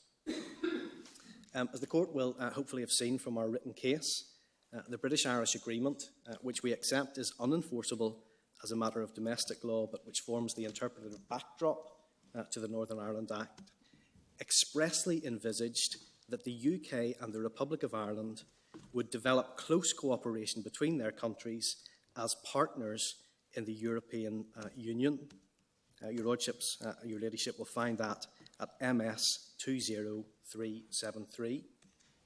And that partnership, we say, is necessary because the Belfast Agreement not only envisaged but required, as part of the North-South cooperation it established, the implementation of EU policies and programmes on an all-island basis and a cross-border basis, or at the very least, the possibility of such implementation. And we say that that is a core part of the scheme of the Northern Ireland Act and the purpose for which the North-South machinery has been established in Part 5. My Lords, my Lady, the kernel of our case on that point is set out in paragraphs 46 to 51 of our written case. It may be helpful if the Court would turn briefly to Strand 2 of the Belfast Agreement. And your Lordships and Ladyship will find that in Northern Ireland Authorities Volume 1, tab 14, beginning at MS 20354. 354? Yes, my Lord. Thank you. Yep. And my Lord, Lord Wilson summarised the government's case on this yesterday as being that the Northern Ireland Act doesn't carry this issue far enough. That's because we say the Secretary of State's submissions do not read Strand 2 fairly and as a whole. The North-South Ministerial Council is not, as the government's case essentially suggests in paragraph 38. It is not merely a talking shop. It's set up as a joint executive body which is required to agree and implement policies, including EU policies and programmes on an all-island and cross-border basis. And we say, my Lords, my Lady, that simply cannot be done if one part of the island is no longer a part of the EU. Now, none of that, we say, should be surprising in the context of the Belfast Agreement and the British-Irish Agreement, because the whole context of those agreements is a commitment to developing cooperation, growing closer together and increasing areas of mutual interest, rather than driving a wedge between Northern Ireland and the Republic. But it also emerges, we say, from a simpler reading of the text of Strand 2. So how do you get this into the Northern Ireland Act? I'll come to that in just a moment, my Lord, because two reasons, well, perhaps three reasons. Firstly, my Lord, it's clear from the long title of the Northern Ireland Act that it is to implement specifically the Belfast Agreement. We've seen that. Not necessarily the whole of it. Anyway, carry on, yeah. But the second point, my Lord, is that as we know from Robinson, this document forms the interpretative background to the Act generally, and when we're looking at constitutional statutes, we're looking at, as we know from AXA, the general message. But perhaps, I hope most convincingly, we'll see in a moment or two that a number of these provisions are expressly referenced either in the 1998 Act or in legislation flowing from it. I'll come to that in just a moment, my Lord. But if I might just very briefly run through some of the provisions of Strand 2. Yes. As I've said, my Lords, that begins at MS 20354. Yep. And I'll just summarise what we say as the effect of a number of the key provisions. Paragraph 1, the North-South Ministerial Council is a joint executive body. It is designed to take action and implement policies on an all-island and cross-border basis. Paragraph 3, Roman 3, it is required to meet in an appropriate format to consider institutional and cross-sectoral matters, and that includes in relation to the EU. Paragraphs 5.3 and 5.4 and paragraph 9, it must make decisions on policies for implementation, both separately in each jurisdiction and on policies and action at an all-island and cross-border level to be implemented by the implementation bodies. Paragraph 11, those implementation bodies will implement the relevant policies on an all-island and cross-border basis. And then importantly we say, paragraph 17, those policies must include EU policies, or at the very, very least, it must be possible for those policies to include EU policies. So your lordships, your ladyships see there, the Council is to consider the European dimension of relevant matters. That's any relevant matter of mutual interest under paragraph 1, and that must include the implementation of EU policies and programmes and proposals under consideration in the EU framework. The Attorney-General made the point that this would still be possible because the Irish Republic would be in the European Union. I respectfully say not, my Lord, and that's why we say the government's case and indeed the attorney's case does not read strand 2 as a whole, because in paragraph 17, when one is talking about the implementation of EU policies and programmes, that's a reference back, we say, to paragraphs 1, 5, 9 and 11. Implementation in this context does not mean implementation in one jurisdiction only. It plainly means implementation at an all-island and cross-border level. And we see that phrase repeated a number of times through strand 2. And we say respectfully that is the key flaw in the government's case. They say it's fine, there will still be things of mutual interest to talk about, but they don't appreciate the executive nature of the North-South Ministerial Council and the implementation bodies which follow on, and that they are required to implement policies each side of the border. Finally, which provisions of the Northern Ireland Act do you say that this point assists in interpreting? Well, Part 5 of the Northern Ireland Act deals with the North-South machinery and architecture. And indeed, in answer to your Lordship's question and that of my Lord, Lord Mance a few moments ago, these provisions are referred to, and we say given statutory effect and essentially incorporated into Part 5 in a number of statutory provisions in or under the Northern Ireland Act. So if I can give your Lordships just a number of brief references. Paragraph 5 of Strand 2 is referred to in Section 52C(5) of the Northern Ireland Act. That's MS 20105. And that defines the obligation on ministers in Northern Ireland to participate in the North-South Ministerial Council. It's not a matter of choice. They are obliged to operate these arrangements. Paragraph 11 of Strand 2 is referred to in sections 53.5 and 55.5. That's MS 20106 and 20107. That defines the purpose of the implementation bodies.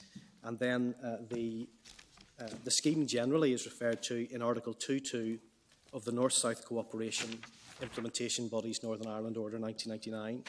And the Court finds that at MS 20253. So with the exception of paragraphs 5 and 11, the only reference you're telling us is in is it a statutory instrument, or does it have the force of the statute, the regulation? It's a statutory instrument made under the Northern Ireland Act, my Lord, giving effect to it, because, as the Attorney pointed out yesterday, there had to be a further agreement after this to establish the 6 implementation bodies. But we say, looking at this statute, the implementation of EU policies and programmes on a joint all-Ireland basis is clearly a core part of the North-South Ministerial Council's functions set out in Part 5, and it's therefore likely to form a significant element of the work of several, if not all, of the implementation bodies which were required to be established by the agreements, and which were in fact established by the implementation bodies order, which I've just mentioned. So the point could rest there, we say, on the basis of the 1998 Act, but it's strengthened, we submit, when one has regard to the establishment of the special EU programmes body, which was one of the few implementation bodies agreed at North and South, and which was specifically set up by the 1999 order. And its functions are to administer EU programmes both north and south of the border, to assist both governments in continuing negotiations with the EU Commission about future programmes, and indeed whose current work involves programmes extending into 2020. So, my Lords, we say if there was ever any choice on the part of the North-South Ministerial Council to leave EU policies to one side, we say that's an incorrect reading of Strand 2, but if there was ever such a choice, that choice has now gone by the legislative choice set out in the 1999 order. My Lords, my Lady, we say that the work of this particular body and the statutory functions which have been assigned to it will essentially evaporate in the event that the UK and therefore Northern Ireland leave the EU. It's not sufficient to say, as the government does, that those who staff the body may still have some interesting things to talk about. These are bodies, see Strand 2, paragraph 11, which must have a clear operational remit and actually implement policies on an all-Ireland and cross-border basis. And we say, my Lords, this is not a matter of small moment. As the Court will recall, the Belfast Agreement makes absolutely clear that all of the arrangements hang together and are interlocking and interdependent. And your Lordships see that reference at paragraph 5 of the Declaration of Support, MS 20343 to 20344. So, my Lords, even if breaking faith with these agreements is something which, as a matter of domestic law, Parliament can do, it can amend the 1998 Act. It can make clear that the North-South Ministerial Council no longer has all of the functions set out in Strand 2. It can amend or scrap the implementation body's order or parts of it. The point we make is that that is something which must be done again by legislation, because otherwise legislation of constitutional significance would be frustrated or defeated by the effects of an Article 50 notice without parliamentary sanction. Lords, before I move on to issue 2, there's just one further discrete submission I want to make in response to the Government's case on the devolution statutes.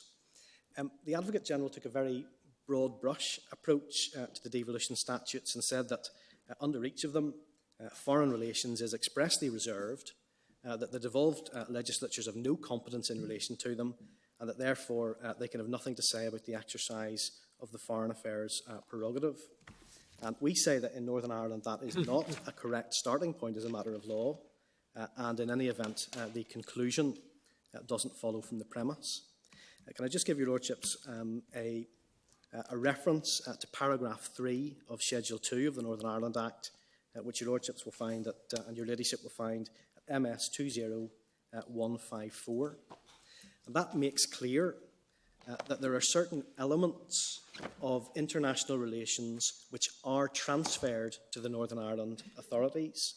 So carved out of the general accepted matter of international relations are North-South cooperation in relation to policing, the exercise of legislative powers to give effect to the North-South arrangements and agreements of implementation bodies, the observance and implementation of obligations under the British-Irish Agreement, and effectively all of Part 5 of the Act, and also observing and implementing obligations under EU law. So these are all areas of international relations which are not accepted and which are therefore transferred. But even assuming that international relations was entirely an accepted matter under the Northern Ireland Act, that says nothing about the power of the Westminster powers in that Act to displace or abrogate the prerogative. Lords, my Lady, issue 2 arises only if the Court determines in this reference or in the Miller Appeal that an Act of Parliament is required to authorise the giving of an Article 50 notice. The further question is whether that is a constitutional requirement in the United Kingdom that the Legislative Consent Convention be complied with. And we say that it is, and on this issue we're supported again by the Lord Advocate. And again, I adopt the Lord Advocate's submissions in his written case and hope to confine my submissions accordingly. Two brief introductory points, although as I see the time, it may be two brief final points. The first is this, my Lord. There is nothing heretical about a contention, particularly in a largely unwritten constitution such as ours, that a constitutional convention may be a constitutional requirement, even if it is not strictly a matter of constitutional law. In fact, my lords, my lady, that is an entirely orthodox view. It's covered in paragraphs 20 to 22 of the Lord Advocate's written case and paragraphs 122 to 123 of our written case. Conventions are non-legal rules, but they may nonetheless be rules which are fundamental to the operation of the Constitution. And the Court has seen the reference to the Canadian case, the Canadian Supreme Court case, a resolution to amend the Constitution, which we respectfully commend on that issue. Final point, my lords, is this. There is a temptation to rush to the end point on this question and ask what the result would be if Parliament legislated in the absence of legislative consent from one or more of the devolved legislatures. And indeed, that's how the Attorney-General for Northern Ireland has framed the issue, perhaps for presentational reasons. But we say, at this stage, a long way off that point. If legislative consent is sought, it may be granted, and certainly there would be likely to be, as Mr Gordon says in his submissions, engagement between the Executive and Parliament and the devolved administrations. What we are asking the Court to do at this stage is simply to clarify whether and how the Convention is engaged. And the central case that we make on that, as you'll see in our written case, is that this is an obligation on the Executive to put Parliament in the position where it is informed on that issue. My Lords, I'm sure that my learned friend, the Lord Advocate, will have much more to say on that question. My Lords, I see that I've got through about two-thirds of a speaking note that I had prepared. Time has defeated me. In the admittedly unlikely event that the Court is overwhelmed with suspense about what the remainder of my submissions would be, or if it otherwise thinks it would be helpful, I'm happy to provide the full speaking note to the Court and to my learned friends. Yes, if you could make arrangements to do that when we rise or tomorrow, that would be fine. I'll do that. I'm very grateful. Thank you very much indeed. I'm sorry about the attenuated time. Thank you very much indeed. Thank you, Mr Schofield. Mr Lavery.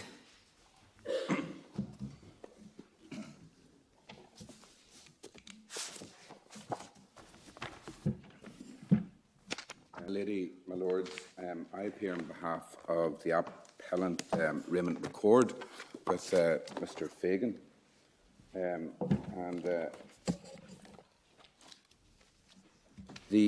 Our position is one which goes further than my friend. In fact, in some respects, is contrary to it, because we say that as a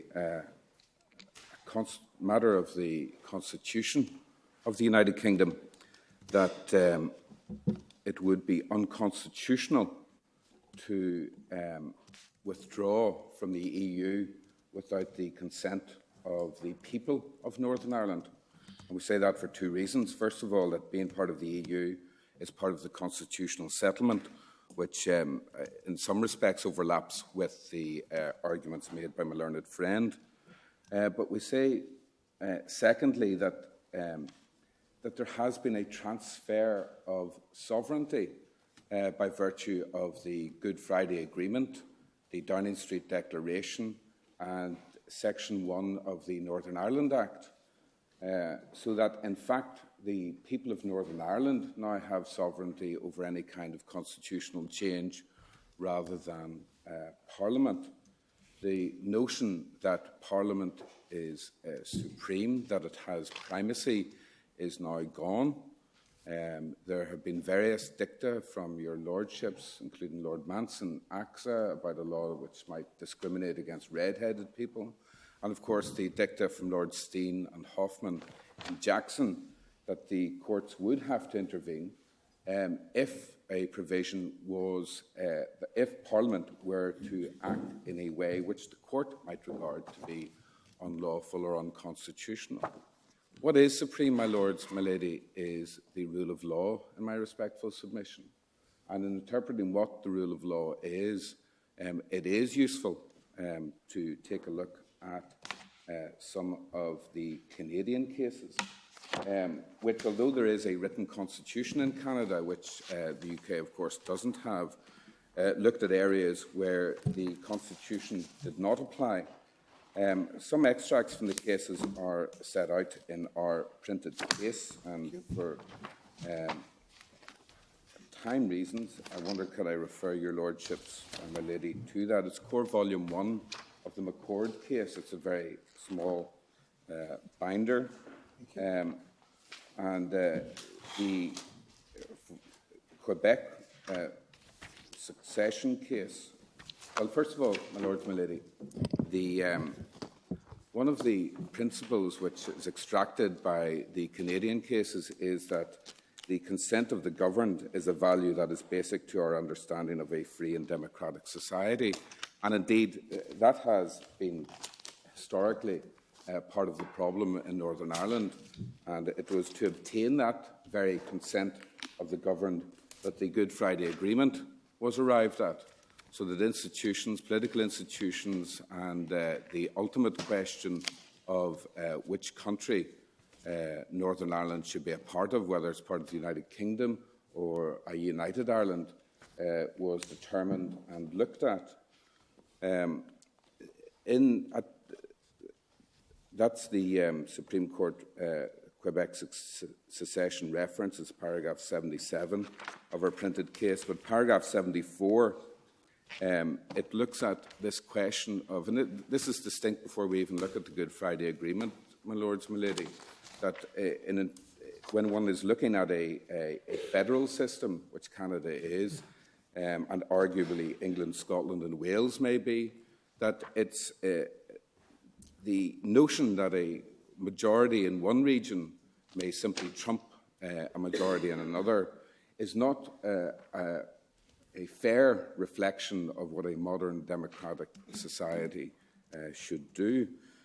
Paragraph 74, the Canadian courts looked at this question in the case of the Quebec secession reference. Sorry, my lords, my lady. Paragraph 73, first of all, they say that in looking at the underlying principles of what a constitution should look like, that it should be animated by the whole of the constitution, including the principles of federalism, democracy, constitutionalism.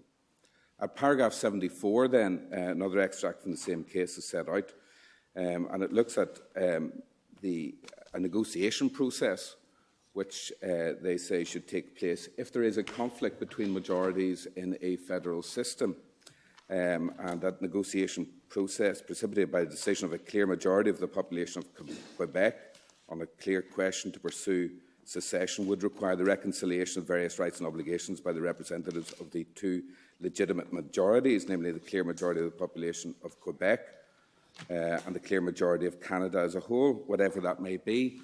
There can be no suggestion that either of these majorities trumps the other political majority that does not act in accordance with the underlying constitutional principles we have identified, puts at risk the legitimacy of the exercise of these rights. What we say, my lady, my lords, is that that's in the context of a federal system.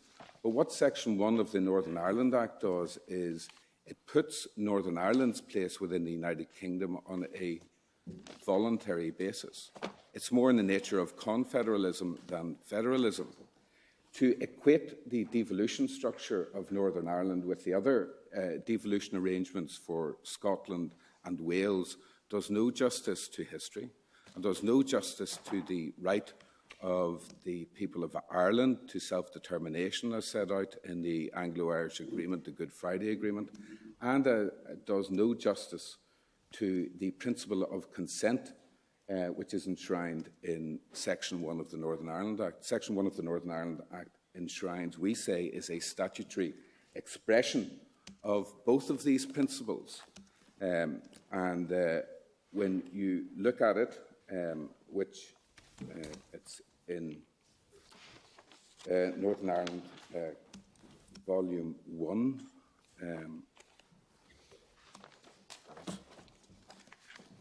one can see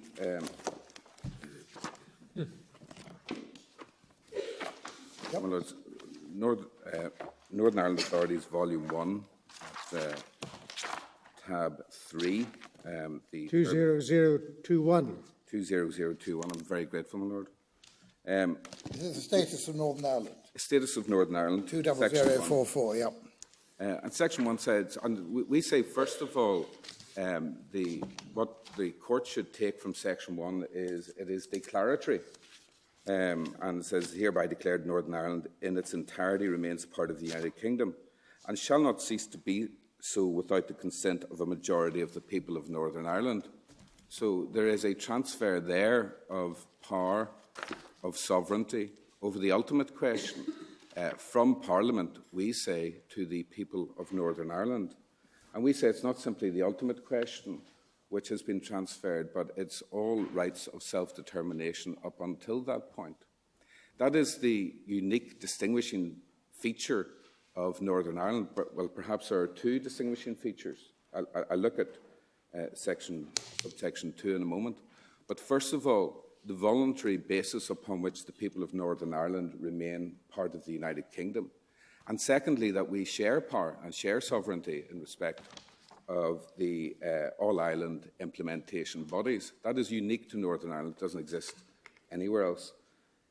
Subsection 2 says, but if the wish expressed by a majority in such a poll is that Northern Ireland should cease to be part of the United Kingdom and form part of the United Ireland, the Secretary of State shall lay before Parliament such proposals to give effect to that wish, as may be agreed. Again, my Lords, my Lady, we say that is an expression of the voluntary basis that the people of Northern Ireland remain part of the United Kingdom.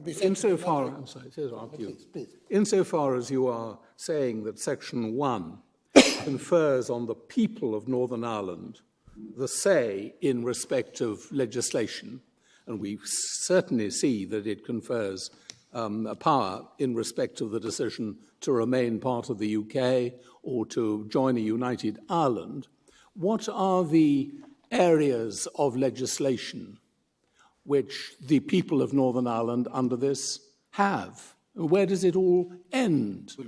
We say, my Lord, that every other section of the Northern Ireland Act, and if one looks at legislative consent motions, they simply divvy up legislative competences between Westminster and the Northern Ireland Assembly and have no real impact upon the point which we are making, which is that the ultimate right, the ultimate sovereignty has transferred by virtue of Section 1.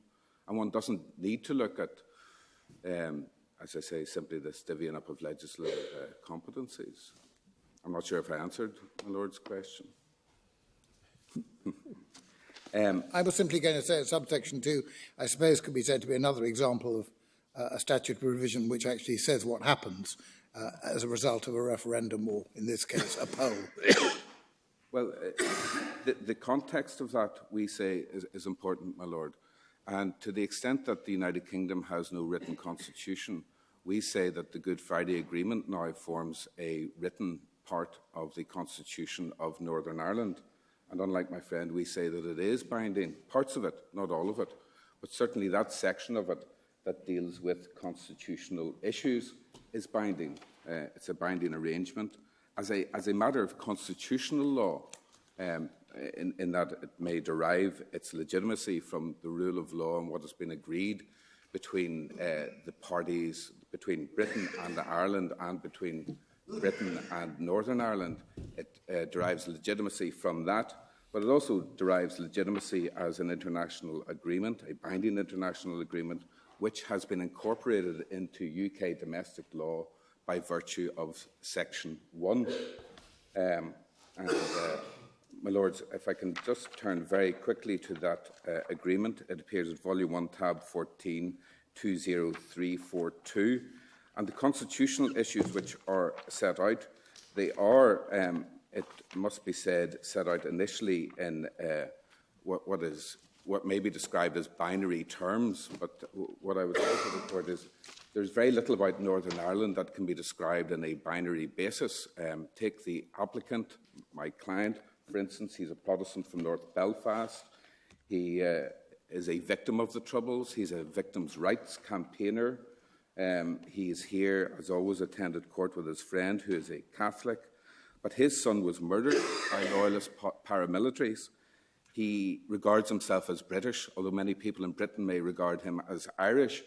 It's a complex situation, my lords, my lady, Northern Ireland, and there is a complex constitutional settlement. It would be very disturbing for the people of Northern Ireland to imagine that the terms so agreed in the Good Friday Agreement were not binding to some extent, did not have a constitutional status.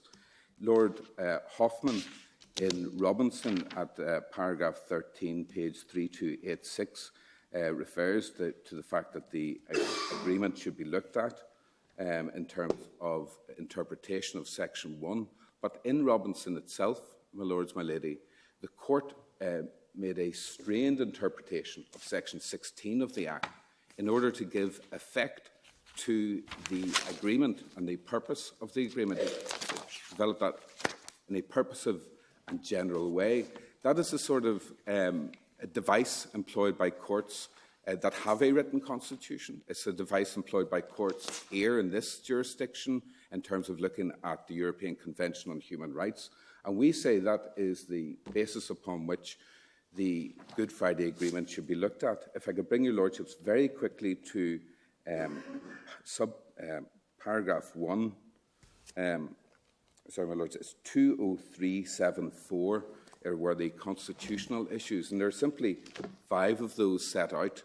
And to the extent that it has been argued by the government, and in fact by Mr Justice Maguire, that there was no provision within the Good Friday Agreement which sets out our contention, if I could direct your lordships towards subsection 3 and the very last subclause of that, it's after the semicolon. To put that into context, that is the part of the constitutional issues which enshrines the principle of consent. The reference to changing the status? Yes, that it would be wrong to make any change in the status of Northern Ireland, save with the consent of the majority of its people.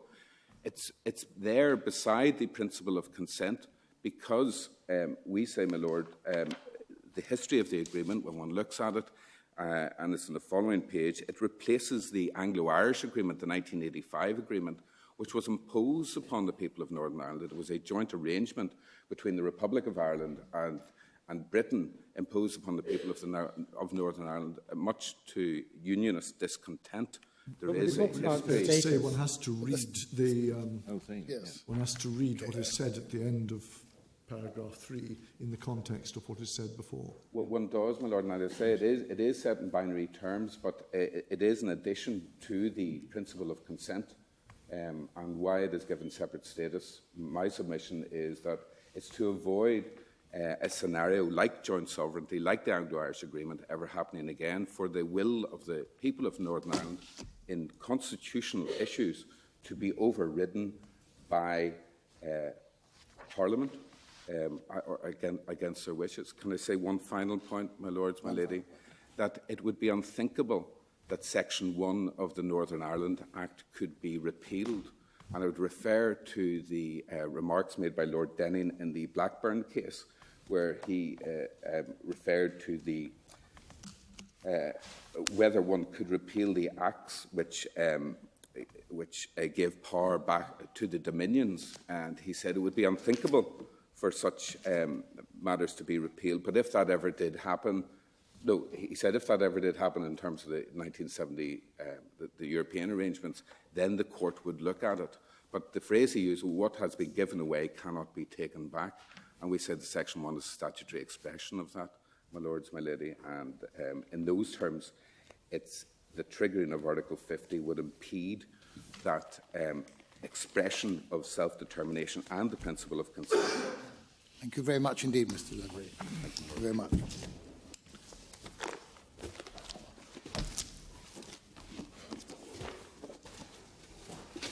Lord Advocate. My Lord President, my lady, my lords.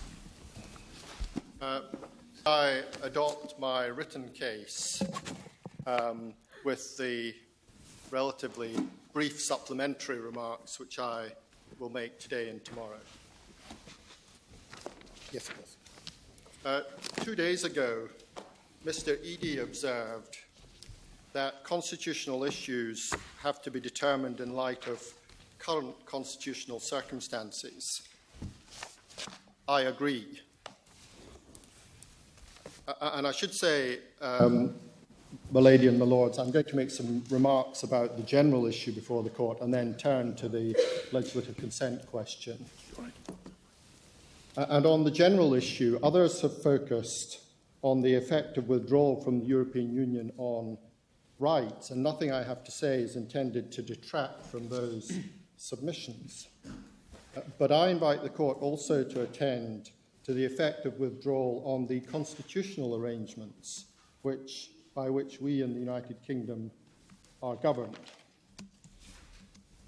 And I identify at paragraph 35 and following of my case some constitutional consequences of withdrawal from the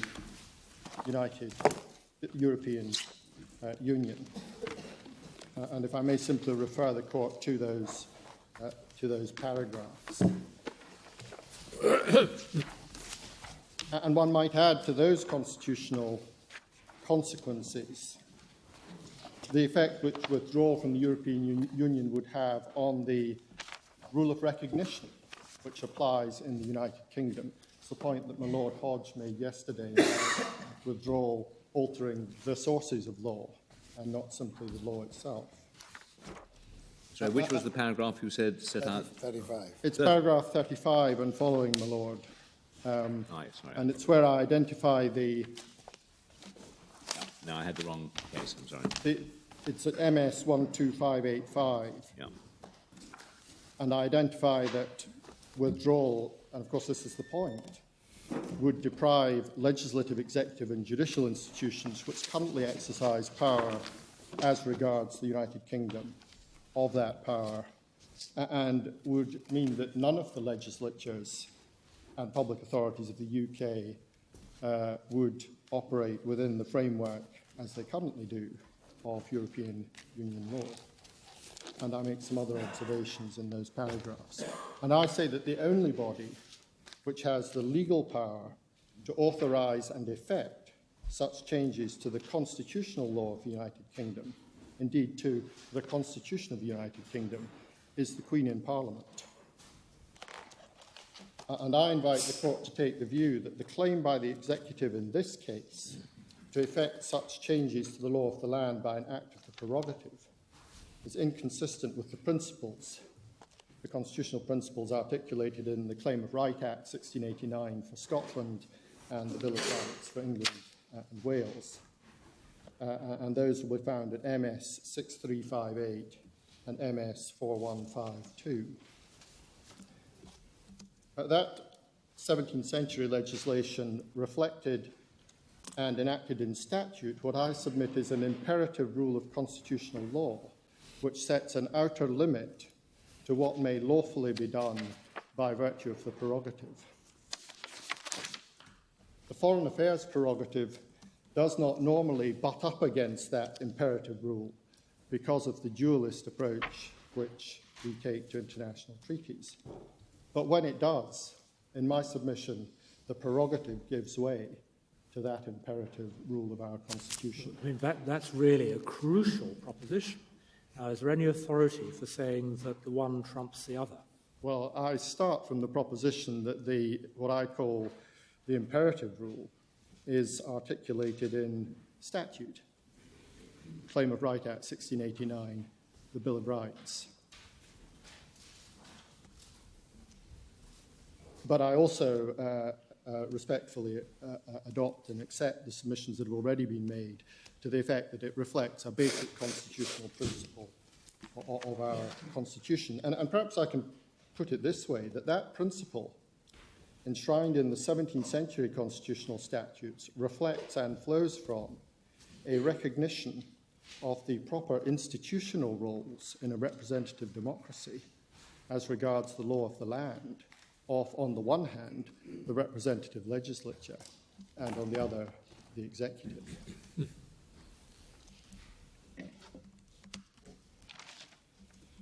And that remains the case, notwithstanding that the nature of our representative democracy has changed since the 17th century, and indeed notwithstanding that today, by the will of Parliament, we have 4 representative legislatures in the United Kingdom.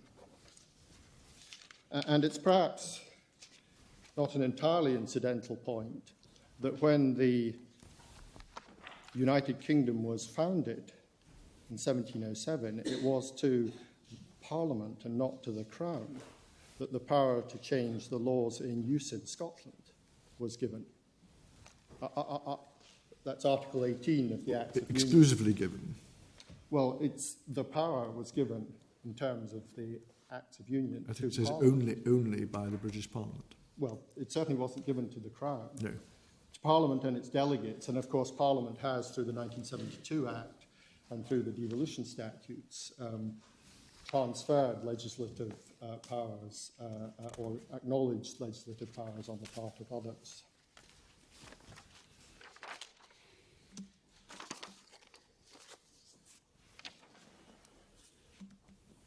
And I say that if that's correct, then we're talking about the scope and limits of the prerogative power relied on here, and that is quintessentially a question of law for the court.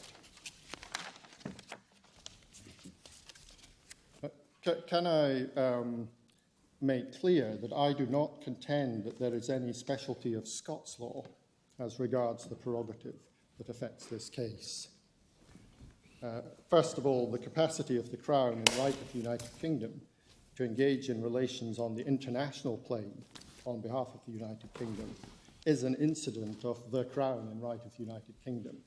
And it frankly makes no sense to suggest that that might change in the different jurisdictions of the Union. And equally, the limits which Scots law places on the effects which acts of the Crown in the exercise of its foreign affairs prerogative may have within the domestic legal order in Scotland are the same limits as I understand English law to place on those effects. First of all, because Scots law adheres to the dualist theory, as English law does. And secondly, because Scots law, like English law, contains the same limiting rule, which I've mentioned a moment ago, which precludes the executive, I say, from changing the law of the land by an act of the prerogative. And so with those remarks on the general question and on the relevance of Scots law in relation to the prerogative, let me turn to the question of legislative consent. And I say that the executive's claim in this case not only misconceives the respective roles of Parliament and the Crown in relation to the law of the land, but would elide the constitutional mechanism through which the question of whether the devolved legislatures, which have power to change the law of the land, consent or do not consent to legislation which has effect with regard to devolved matters. It would elide the mechanism, the Legislative Consent Convention, through which that consent is treated as an issue of constitutional significance. And can I make clear that I do not assert that the Scottish Parliament has a veto on the decision to withdraw the United Kingdom from the European Union. That decision is ultimately, I say, for the Queen in Parliament. What I do say is that the question of whether the Scottish Parliament consents or does not consent to the effects of withdrawal with regard to devolved matters is, by virtue of the Legislative Consent Convention, a matter of constitutional significance. And I'll elaborate on that and explain what I say the position is. But ultimately, I say that the approach that I invite the Court to take reflects the proper institutional roles of the United Kingdom Parliament on the one hand and the Scottish Parliament on the other, in a context where the Scottish Parliament has wide legislative competence and where the effect of withdrawal from the European Union would be significant with regard to devolved matters.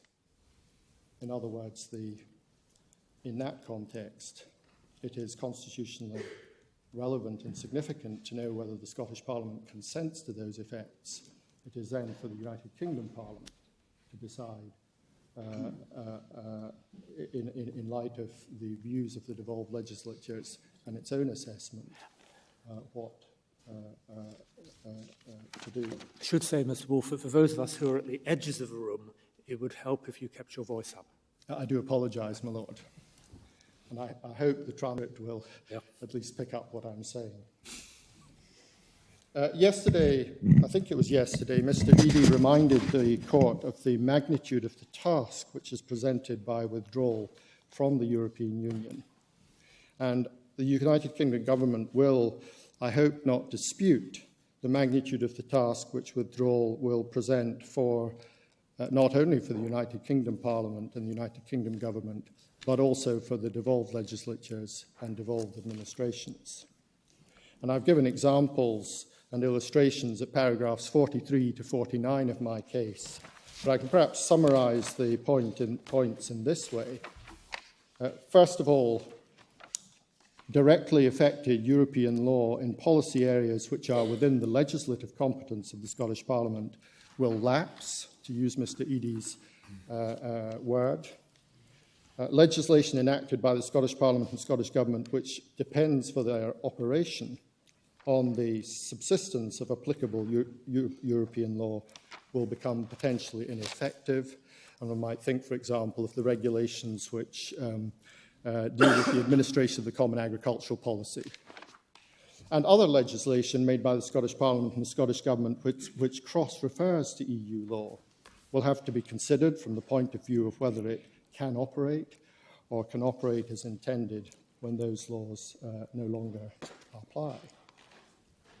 And at a constitutional level, withdrawal from the European Union will effect a significant change on the legislative competence of the Scottish Parliament and the executive competence of the Scottish Government.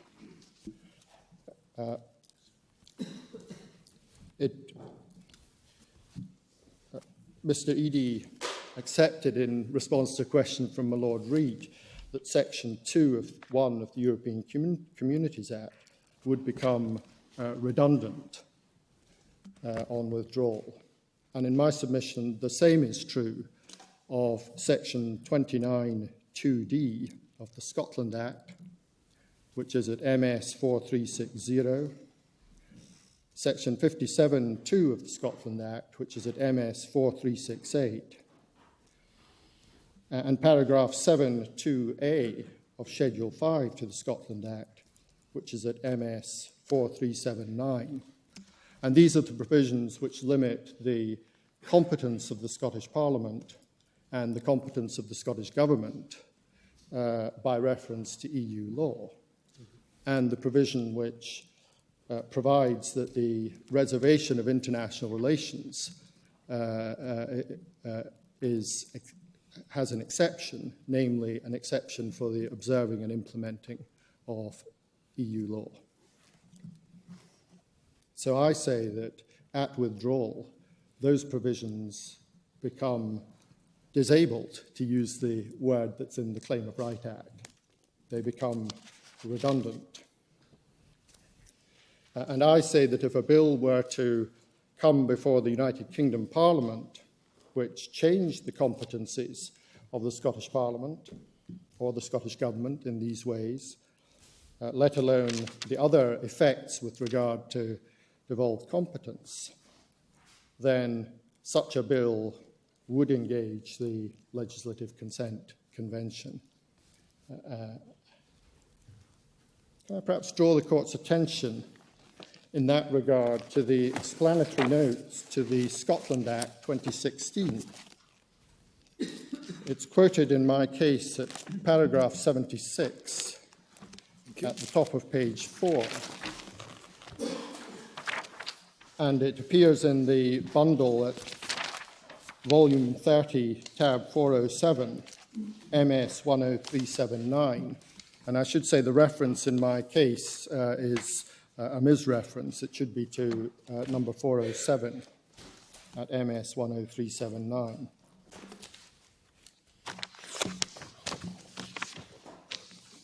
And in the explanatory notes to the Act, it said this Act required a legislative consent motion from the Scottish Parliament on the basis that it contains provisions applying to Scotland which alter the legislative competence of the Scottish Parliament and the executive competence of the Scottish ministers. I'm sorry, my Lord. We're having difficulty finding the passage you're referring to. I'm sorry, it's quoted in my written case at MS 12612. Paragraph? It's paragraph 76, subparagraph 4, right at the top of the page. I see. It's paragraph 9 of the... And it's paragraph 9 of the explanatory notes. Yes. Well, that's what's at 10379, is paragraph 9 of the explanatory notes. Indeed, my lady. And indeed, there was a legislative consent motion, and the Act was passed. And this Act is what? The Scotland Act 2016 changed the competencies of the Scottish Parliament and the legislative competence of the executive competence of Scottish ministers. And of course, the point that I make is that it's explained to Parliament in the explanatory notes that the Act required a legislative consent motion on the basis that it contains provisions applying to Scotland which alter the legislative competence of the Scottish Parliament and the executive competence of the Scottish ministers. And where do you get the binding nature of the legislative consent motion? You get it from the Sewell Convention and from the enactment in the Scotland Act? Well, I say two things, my lord. I say, first of all, that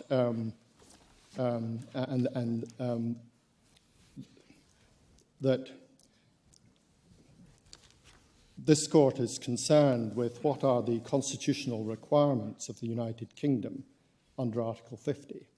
And I say that it is of the nature of conventions that they constrain the legal power of actors within the Constitution to act in accordance with the constitutional requirements. What is a... That raises the question what a constitutional requirement is and whether... that's a question of European law, isn't it? Well, it's ultimately, it may ultimately be, but I don't think the United Kingdom... Is it for us? The United Kingdom hasn't disputed, and I don't think I'd be surprised if it did dispute that in principle a constitutional convention could be a constitutional requirement. Well, I mean, for a constitutional lawyer, no doubt it is, but indeed, for a lawyer... Perhaps I should have said for a constitutional specialist. It might be a requirement, but for a lawyer. I say that it's germane to the... Well, it's germane in two ways here. First of all, the Attorney General has invited this court to answer a question. The Attorney General for Northern Ireland has invited the court to answer a question about legislative consent, albeit directed to Northern Ireland. Right. And I also made the submission a few moments ago that the approach that the UK government is taking here elides not only the proper role of the United Kingdom Parliament, but I say of all the representative legislatures of the United Kingdom, whose interests are in our constitution protected through the legislative consent I see that as a general convention. Point, but can we be specific? Do you, in the last instance, rely on the Scotland Act, the reference, the incorporation of the Sewell Convention as law? Well, I would certainly make the submission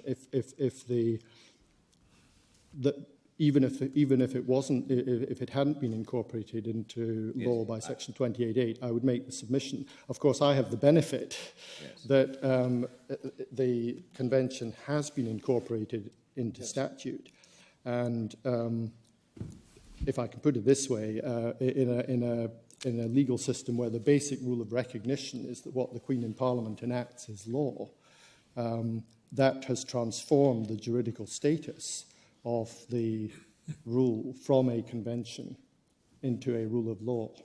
I wonder about that, Dean of Faculty, because we'll look later at the wording of the provision, but it talks about recognising something. It says, in subsection 7, it gives the principle which you accept, and then it said, but it is recognised.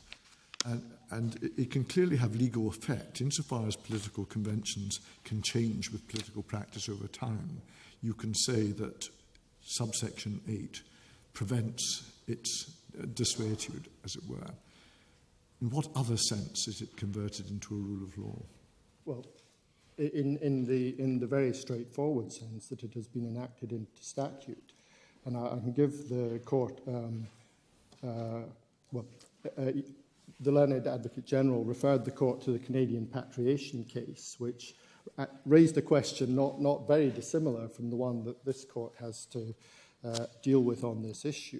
And in the patriation case, the court divided on whether it would answer a question about whether a constitutional convention of consent by the provinces was required, and the majority held that they would.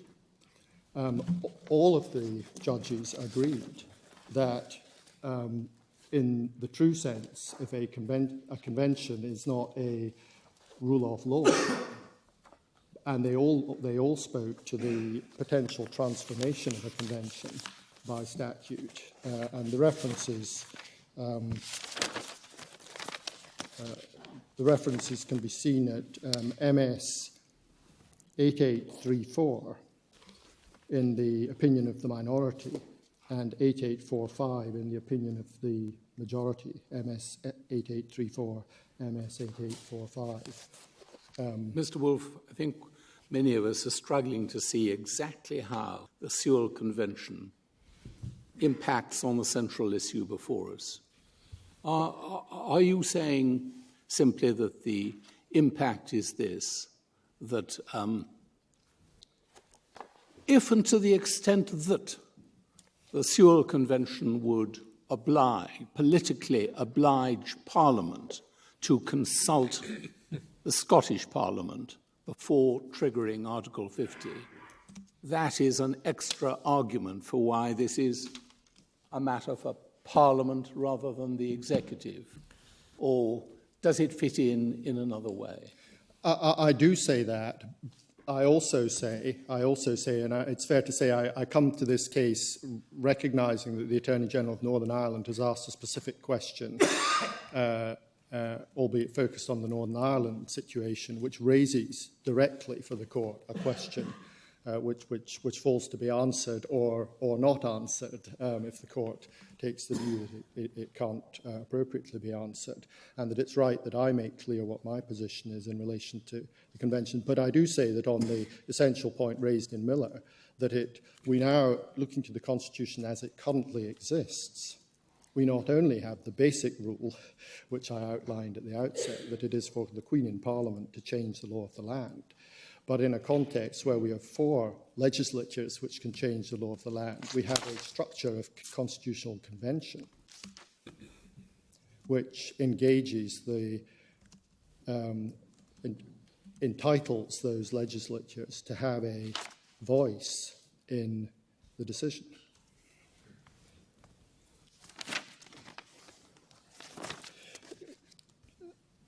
And perhaps I should make this point at this stage. I drew the court's attention to the explanatory notes to the Scotland Act 2016. Similarly, the Scotland Act 2012, where again the legislative competence of the Scottish Parliament was changed, engaged our legislative consent requirement. And the court can see the explanatory memorandum for that Act at MS 10369, paragraph 8. And indeed, my Lord Reid's remarks about the Sewell Convention in Imperial Tobacco, Volume 5, Tab 41, MS 1619, were expressly directed to changes to legislative competence. And so, in my submission, there should be no dispute that the Legislative Consent Convention applies where there are changes to the legislative competence or executive competence of the Parliament and the government. And that's reflected consistent practice, which I've sought to provide information about in the narrative in my case. And what that illustrates, in particular what the application of the Convention to the Two Scotland Act illustrates, is that a bill may relate to a reserved matter, one which the Scottish Parliament could not itself enact, but may nevertheless, insofar as it has effects with regard to devolved matters, engage the requirement for the consent of the Scottish Parliament. So, my learned friend, the Advocate General's argument where he points to the reservation of international relations, in my submission is doesn't help. Guilty of the fallacy that simply because something is reserved, it can't engage the Legislative Consent Convention. That's simply not the case. And that fallacy also underlies the reasoning of Mr. Justice Maguire in paragraph 121 of the McCord. Sorry, which paragraph, please? It's MS 742, paragraph 121 of McCord, where his lordship essentially said, because international relations are reserved, therefore this has nothing to do with the Northern Irish Assembly. And what I say is that if a bill were presented to the United Kingdom Parliament, which had the effects for the competence of the Scottish Parliament and the Scottish Government, which will take place on withdrawal from the EU, and which had all the other effects within devolved competence, then there would be no doubt in my submission that that engaged the Legislative Consent Convention. I don't suppose there's any definition of either with regard to or devolved matters. Well, one of the interesting points, I'm going to make a short submission about interpretation directed to section 28.8. Yes, we've had quite a lot of case law on what's meant by relates to reserved matters. Well, it's an important point, my lord, that the phrase with regard to devolved matters doesn't use the conceptual language that is used elsewhere in the Scotland Act. Rather, it points back to language which appears in the Memorandum of Understanding and which has been articulated in practice. It points back, I say, to the Convention as it's been applied in practice. And indeed, the word, it is recognised that, again, is pointing one back to the practice as regards the Convention. It's really, you have to argue that an act, well, hypothesising an act which authorises the government to give notification under Article 50 is an act which legislates with regard to devolved matters, essentially because of its because it has a consequential impact on some devolved matters. Absolutely, my lord, and perhaps I put it this way, and it's perhaps helpful to test the argument by assuming a one-clause bill that determines to withdraw the United Kingdom from the European Union. And I do make the point that it would have to be a bill making that decision, not simply, and no doubt consequentially authorising the notice. But I say that within that proposition are a whole series of effects with regard to devolved matters. And if Parliament were to unpack the headline proposition and in separate clauses say all the things that legally would be happening with regard to devolved matters, then it would be plain that the Convention is engaged. And I say that it can't matter, as a matter of substance, that those propositions are simply implicit in the headline proposition of a determination to withdraw from the European Union.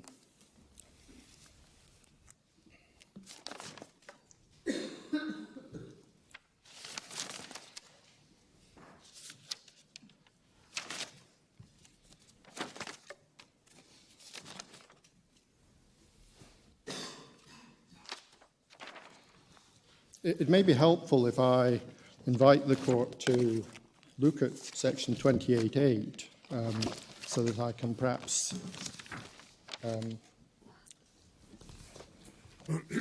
so that I can make clear what I'm saying and what I'm not saying about it. The court has that at tab 124 in volume 12 at MS 4359.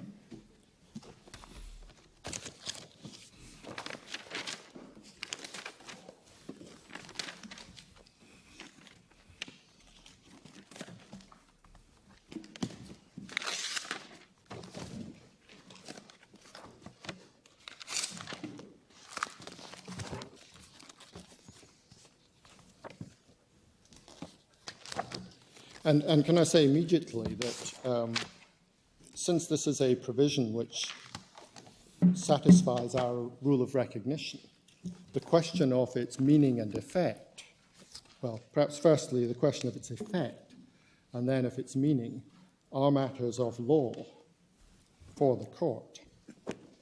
And can I say that I accept that it's a provision which requires to be construed against the background of relevant constitutional principles. And so I acknowledge that it does not displace the pick-in rule. And if the validity of an Act of Parliament, once enacted, could not be, I say, challenged under reference to an alleged failure to respect Section 28.8.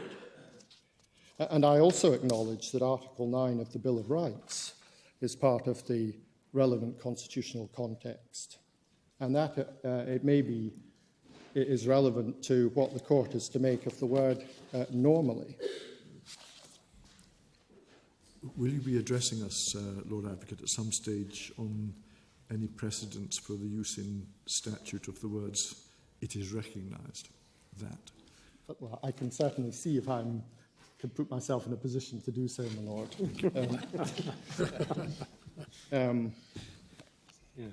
Equally, normally is not a word one sees very often in statutes. Well, indeed, my Lord, and I accept that the word normally implies that there may be circumstances in which the convention will not be applied, where an act will be passed, notwithstanding that the consent of the Scottish Parliament is not forthcoming.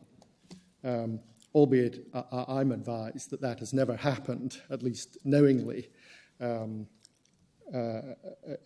where legislation is proposed with regard to devolved matters. Is the question what is normal justiciable? In the context of Article 9 of the Bill of Rights, I accept that I find it difficult to imagine how it would engage a justiciable issue. Well, what if Westminster Parliament could be shown to flagrantly be in breach of the provision, that it legislated continuously on matters of the Scottish Parliament, so that the norm became that they did legislate rather than that they refrained from legislating? Well, indeed, my Lord. I proceed on the assumption that Parliament will do what it's said it will do in this provision. But if it's a pure question of justiciability, indeed, I mean, it is possible to conceive, albeit on somewhat outlandish scenario, but it is possible to conceive of circumstances. I can see that, my Lord. I can see that, my Lord. Perhaps I can put it this way. I don't need to make an argument about the word normally in this case, because what I say is that the phrase with regard to devolved matters is one upon it's a phrase upon which the court can adjudicate.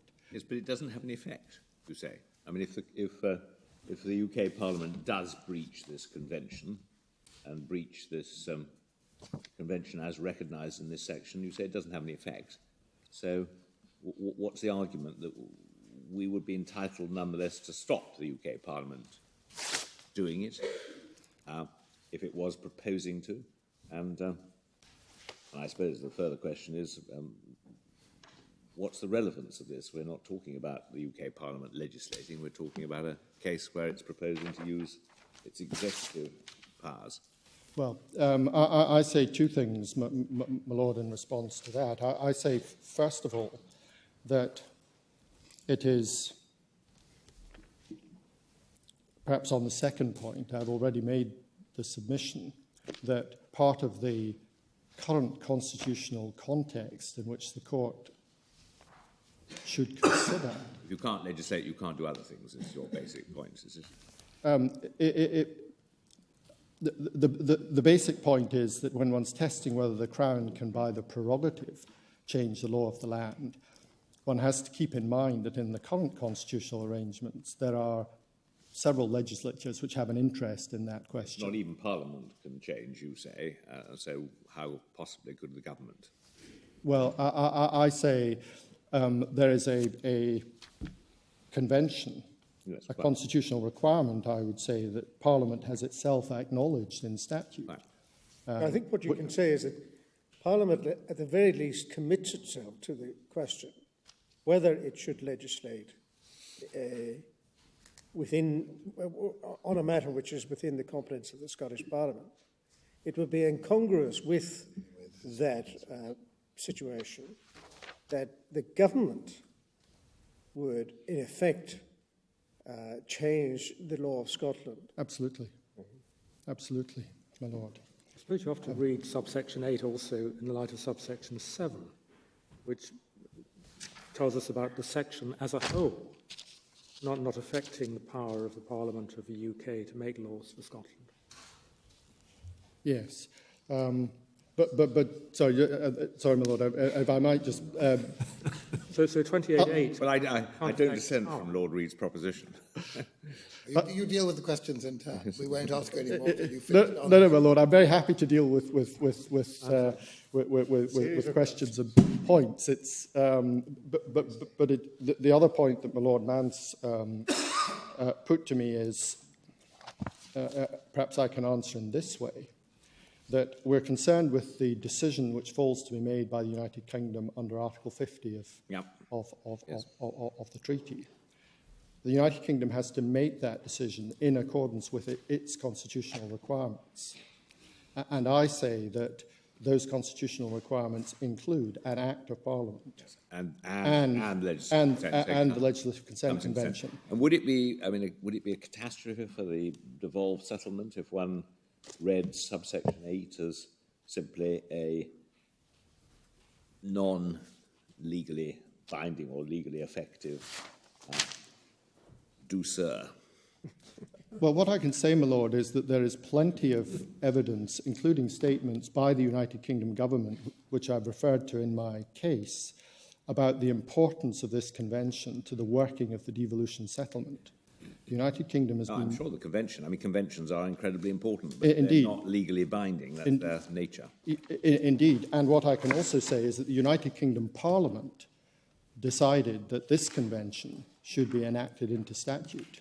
Yeah. And I might put my Lord's question, perhaps answer it with what it would be impertinent to suggest is anything other than a rhetorical question, which is, what was the point in enshrining this in law if it doesn't become a provision that the courts can well, maybe it would have looked address. A bit bleak, subsection 7 by itself. Well, it was there for quite a long time. Indeed. Yes, but subsection 7 isn't qualified. It does rather look as though subsection 8 may be symbolic, or a douceur, as Lord Well, but my Lord says subsection 7 isn't qualified. Subsection 8 is introduced by the word but. Yeah. Yes, but you can give legal content to it beyond. I'm not sorry. You can give legal content to it that it's more than a douceur if you say that, as I said at the outset of my engagement with you, it was preventing the convention from slipping away by dissuasion or change of practice. It's a recognition that this is a convention that is to apply. That doesn't make the convention a rule of law. It's merely recognising it as something that's fixed, as a convention. Well, I would put it this way, my Lord, that as a provision in an Act of Parliament, it is part of the law of the land. What its effect and interpretation are matters upon which the court may properly adjudicate. You can ask us to say what does Section 8 mean. And what effect does it have in a particular context? And it's perhaps important to to address the question in the context in which we are currently considering the question, which I accept is one where there is no bill before Parliament. There is no question of the court being asked to interfere with proceedings in Parliament. There's no question of me inviting the court to invalidate a statute, even in the extreme hypothesis that my Lord Kerr put to me. We're at a point in the process where this court is seized of the question of what the constitutional requirements of the United Kingdom are to make the decision, the important decision, to withdraw from the European Union. And what I'm inviting the court to do is to acknowledge, in the Miller case, for the reasons I've outlined, and in the Northern Irish case, in response to the Attorney General's second question, that one of those requirements is the Convention. My Lord, I don't know whether that's a convenient point to... If it's convenient for you, Lord Advocate, yes. I'm intent to break there and resume again in the morning. Fine. Well, we're resuming again at 10:15. I think you've got half an hour. Is that right? Yes. Thank you. And you're on course for that. That's all right. Good. Thank you very much. Well, then we'll adjourn now, and we'll resume again at 10:15 tomorrow morning. The court's now adjourned.